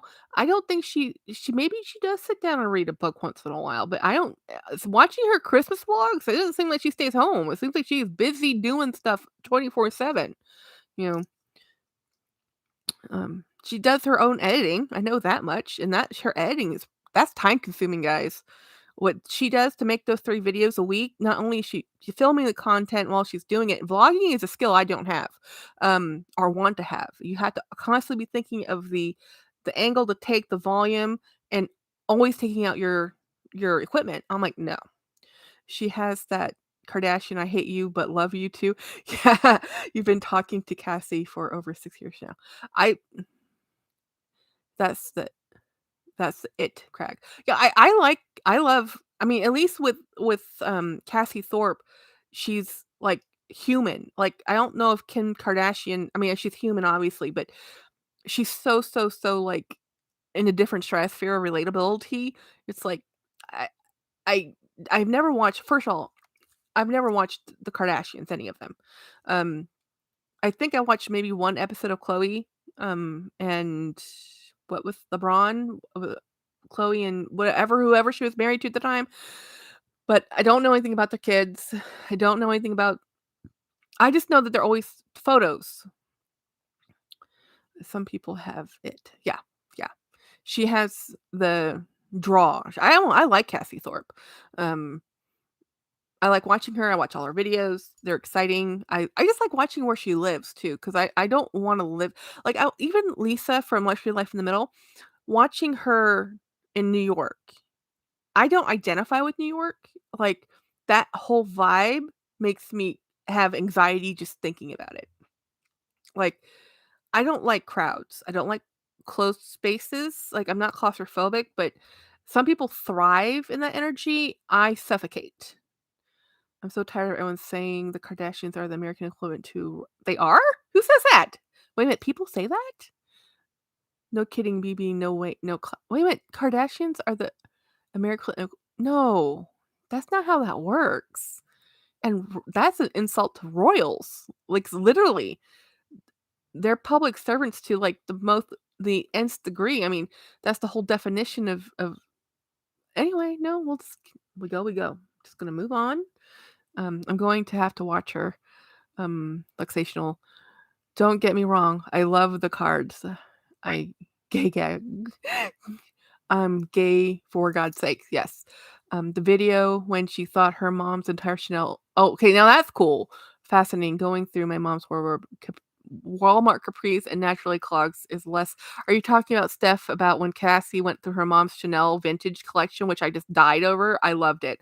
I love Cassie's mother. Every time Cassie's mother's in the video, I'm excited. Julie, me too, because it's not an equivalent. Yeah, there's no equivalent. That's not an equivalent. That's people who don't understand what royalty is, by the way. Yes, that's called the Kardashian American. No, no, no, no, no, no, no, no, no, no, no. No. Having coming from a country that still actually has a monarchy and royalty, that's not. No. Talk about insulting royals. They would be any royals. Be, royalty. Okay, so they always say the wealth court fame and the fame court wealth because wealth has wealth, and fame is the notoriety and people know them. So they kind of go hand in hand. But um, it's just, there's something when we're studying history and they talk. This is one of the things that when we went to Italy, we were in Turin and we went and our friends lived there and they're talking about the local lores and what they did in the royalty way back, like when Italy still had lords, barons, and whatever they're called, minor lords, whatever. Each little town had their own wealthy, hierarchy. They used to put on entertainers and pay for them to distract the lords so that they could ignore the plight or issues that people needed help with by distracting the people who can make all those decisions. It's really funny looking back in history. I'm like I think we still do that today. Not even close, except in if they are mats. Jolie, it encompasses a lifestyle of seeding your soul. It's work to be a royal. Bergen Boy. I think it's because of in the UK secrecy the public secretly hate the royals but still cheer and follow them. Well, yeah. Um, I'm surprised that there's still monarchies existing, to be honest, because we've had a lot of collapse in the 1900s, and then with the fall of the German, the Greeks, um, Russian, French. Well, they beheaded them. I think I don't know, but Thailand, one of the wealthiest monarchs on the globe, plus the added bonus of the guillotine.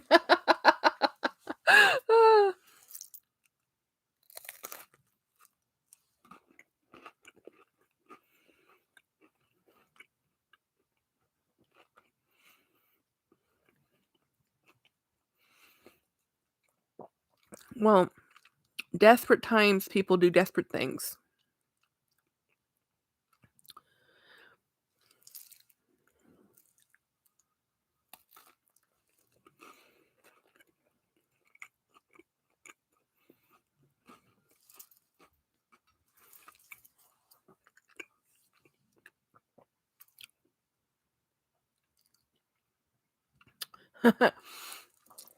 The English Beautiful Step says the English love the monarchy. The Scottish and Irish can't say the same. Well, I wouldn't blame the Scottish or Irish. How about the Welsh? Do they feel the same way? Julie's history is fascinating. It's a real feat that they still maintain a royal family for show. How you act, or you should act. Yeah. Bread and citrus to distract the masses. Yes, to in ancient Rome, technology to distract us now. Yeah, exactly. We're doing the same things. It's not like we're we not only do we distract with misdirect. We throw things around to get off the topic and move right on. I don't disagree at all. I didn't start it that I didn't start it. It's what they say in the press all the time. Oh, probably correct. Who, man, have you read some of them? Well, it's just too small to have opinions. It's like the French and the Basques, right? If you talk to the French, the Basques don't exist. Talk to the Basques, the French, you know, they're there.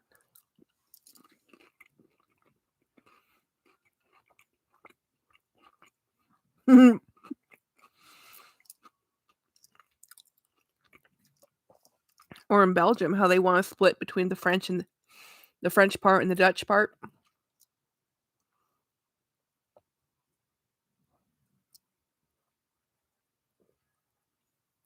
Yeah, poor England. Everybody thinks of England as this big place, but it was very funny. Somebody was saying it was a. I think I told you guys this it was a video or something where someone says like, "Well, how far away is that?" Oh, it's just a small little town. Is it near London? They're like, "Oh no, it's like 2 hours away from London. It's a small little town." Like 2 hours. That is next to London. It's like if you talk to a Texan, we were talking about this the other day because I'm asking, well, where is everybody going? Where's everybody traveling to? And we're like, oh, I'm driving here. Oh, I'm driving there. Like I'm trying to plan up a meetup to go see Burger Boy. And he was like, oh, well, I can go see my sister and we can meet part way. And then I looked at the distance. It's the same distance. Like, no, I might as well just go see you up in where you live. And then I want to go see the panda bears.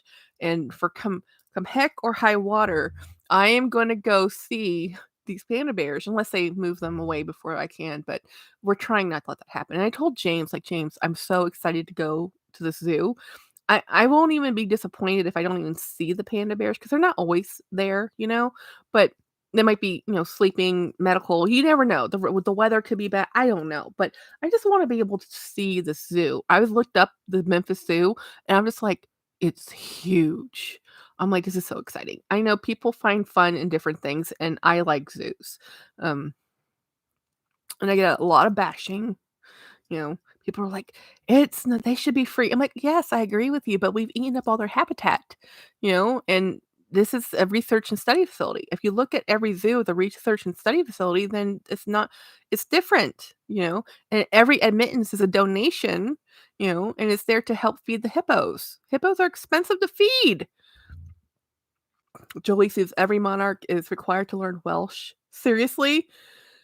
Oh gosh. To the States, it's like the president wanting to speak pidgin. Wow. Steph, American royalty is a slang phrase. It's usually referring to a person or family that has had long periods of economic or social success in the United States, not a literal reference. I would agree with that, but here's the thing, Steph. Most people don't see it that way. I think most people do take it as a literal reference.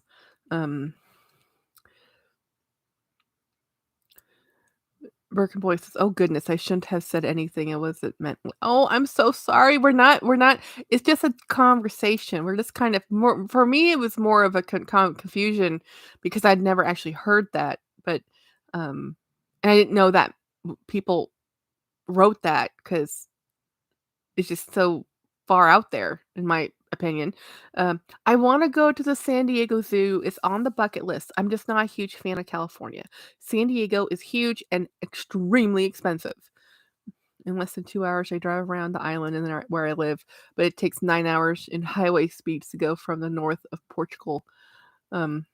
Really? 9 hours? That's a pretty long about space for Portugal.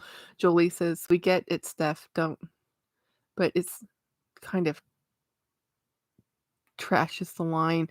Steph, true. So does a lot of our slang.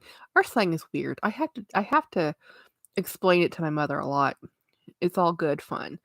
It just seems to be taken seriously. I take things literally because I don't I just take things literally and I have to be told sometimes. My husband calls it endearing. He also gets annoyed when he has to explain everything. So endearing in the kindest way, you know. But anyway, because I do think here's the thing, Bergen, I do think some people do take that literally, even if you don't. Even if it's not meant that way, I still think people do because I don't have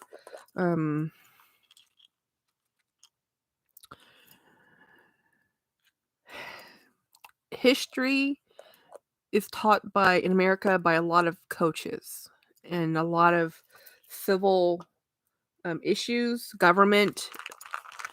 People look at the surface; they don't look at the meaning behind a lot of things. So I have a hard time. I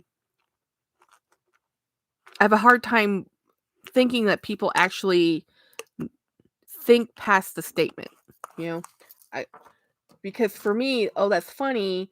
But then, like, wait, you don't mean that, do you? There's no Yeah, there is no sarcasm in my bones. That's why my friend calls me a cat toy. Like literally, Jolie. Like you would look at me like, okay, should I pounce on that? Because she just left that wide open because I just literally don't get it. And like I am like the perfect foil for someone like Jolie, and for like Winnie. Field day. They would have a field day with me, absolute field day, because I'm just like totally like, and it's not me playing the straight man. I literally don't get it. Yes, Linda P. Because I don't get the irony. I don't get it, especially in text. With tone and body language, I can see it more. Um, but yeah, my friends, and then they feel bad because then they're like, Jackie, I didn't mean it. I'm like, what? Didn't mean what? I'm still clueless. Like my husband and our best friend, we're all kids of the 80s. They'll have some references, and I'm like, what are you guys talking about? And they'll try to explain to me, and I'll have no idea. Like, no clue. And they're like, didn't you watch this as a kid? I'm like, no, I was in Thailand. I watched Ikkyu Sun and Do Re Mi. I didn't watch whatever you're talking about, and I don't understand this reference you're talking about. By the way, I'm taking on my medication while I'm sitting right here because that's what you do, right? I figured if I didn't take it now, I'd forget it, and I am on a lot of medication, so it's important that I take it. You read everything like your innocent brain sees it. Yes, and it's so ridiculous because I talked to my boss the other day. I'm like, why is this happening XYZ? And you're like Jackie, look, it's like this. And he's been around the block, and I'm like, oh, why didn't I see that? Because and he's like, because your mind doesn't work that way. And that's what I've learned about a lot of things. Like people who see people who, if you have somebody in your life that's always accusing other people of cheating, and they're not, it's probably because that's what they're thinking, that they would be cheating, or that you would be cheating because that's what they would do. If you're always stealing something, it's because they are dishonest. So a lot of times these behaviors are reflections of what their inner turmoils or vices are, not necessarily yours, but they'll throw them at you. So I always I overanalyze everything. Well, I do and I don't. Like, I'm fly be free, but at the same time, I'm like, was that a compliment or a backhanded compliment? Or did they really want to get to know me, or am I bothering them? Like, if I'm texting too much, will they say anything? Like, sometimes I feel like I'm bothering Winnie. Um, where did you? Oh, no crackling, no crackling. Is my microphone crackling? You are not a sufferer of great. You're not suffer a great abuser in your life. Great abusers soil. Yeah, that's true. Merry Christmas. Am I back? Is staticky? No, I didn't touch anything. Nothing got touched, guys. I didn't touch anything. No. Maybe my microphone's tired. Hello, microphone. Be nice. Is crackling? No.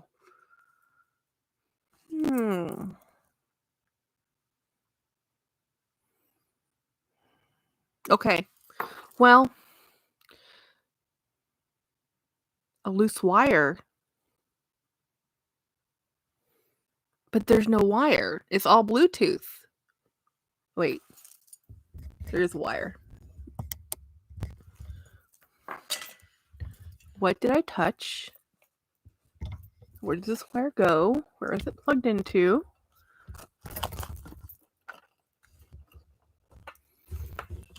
Follow the line. Oh no! Oh no! I did. Oh no! Am I still live? Okay, I'm still live. Hang on. Okay, when I reached over there, something happened over here.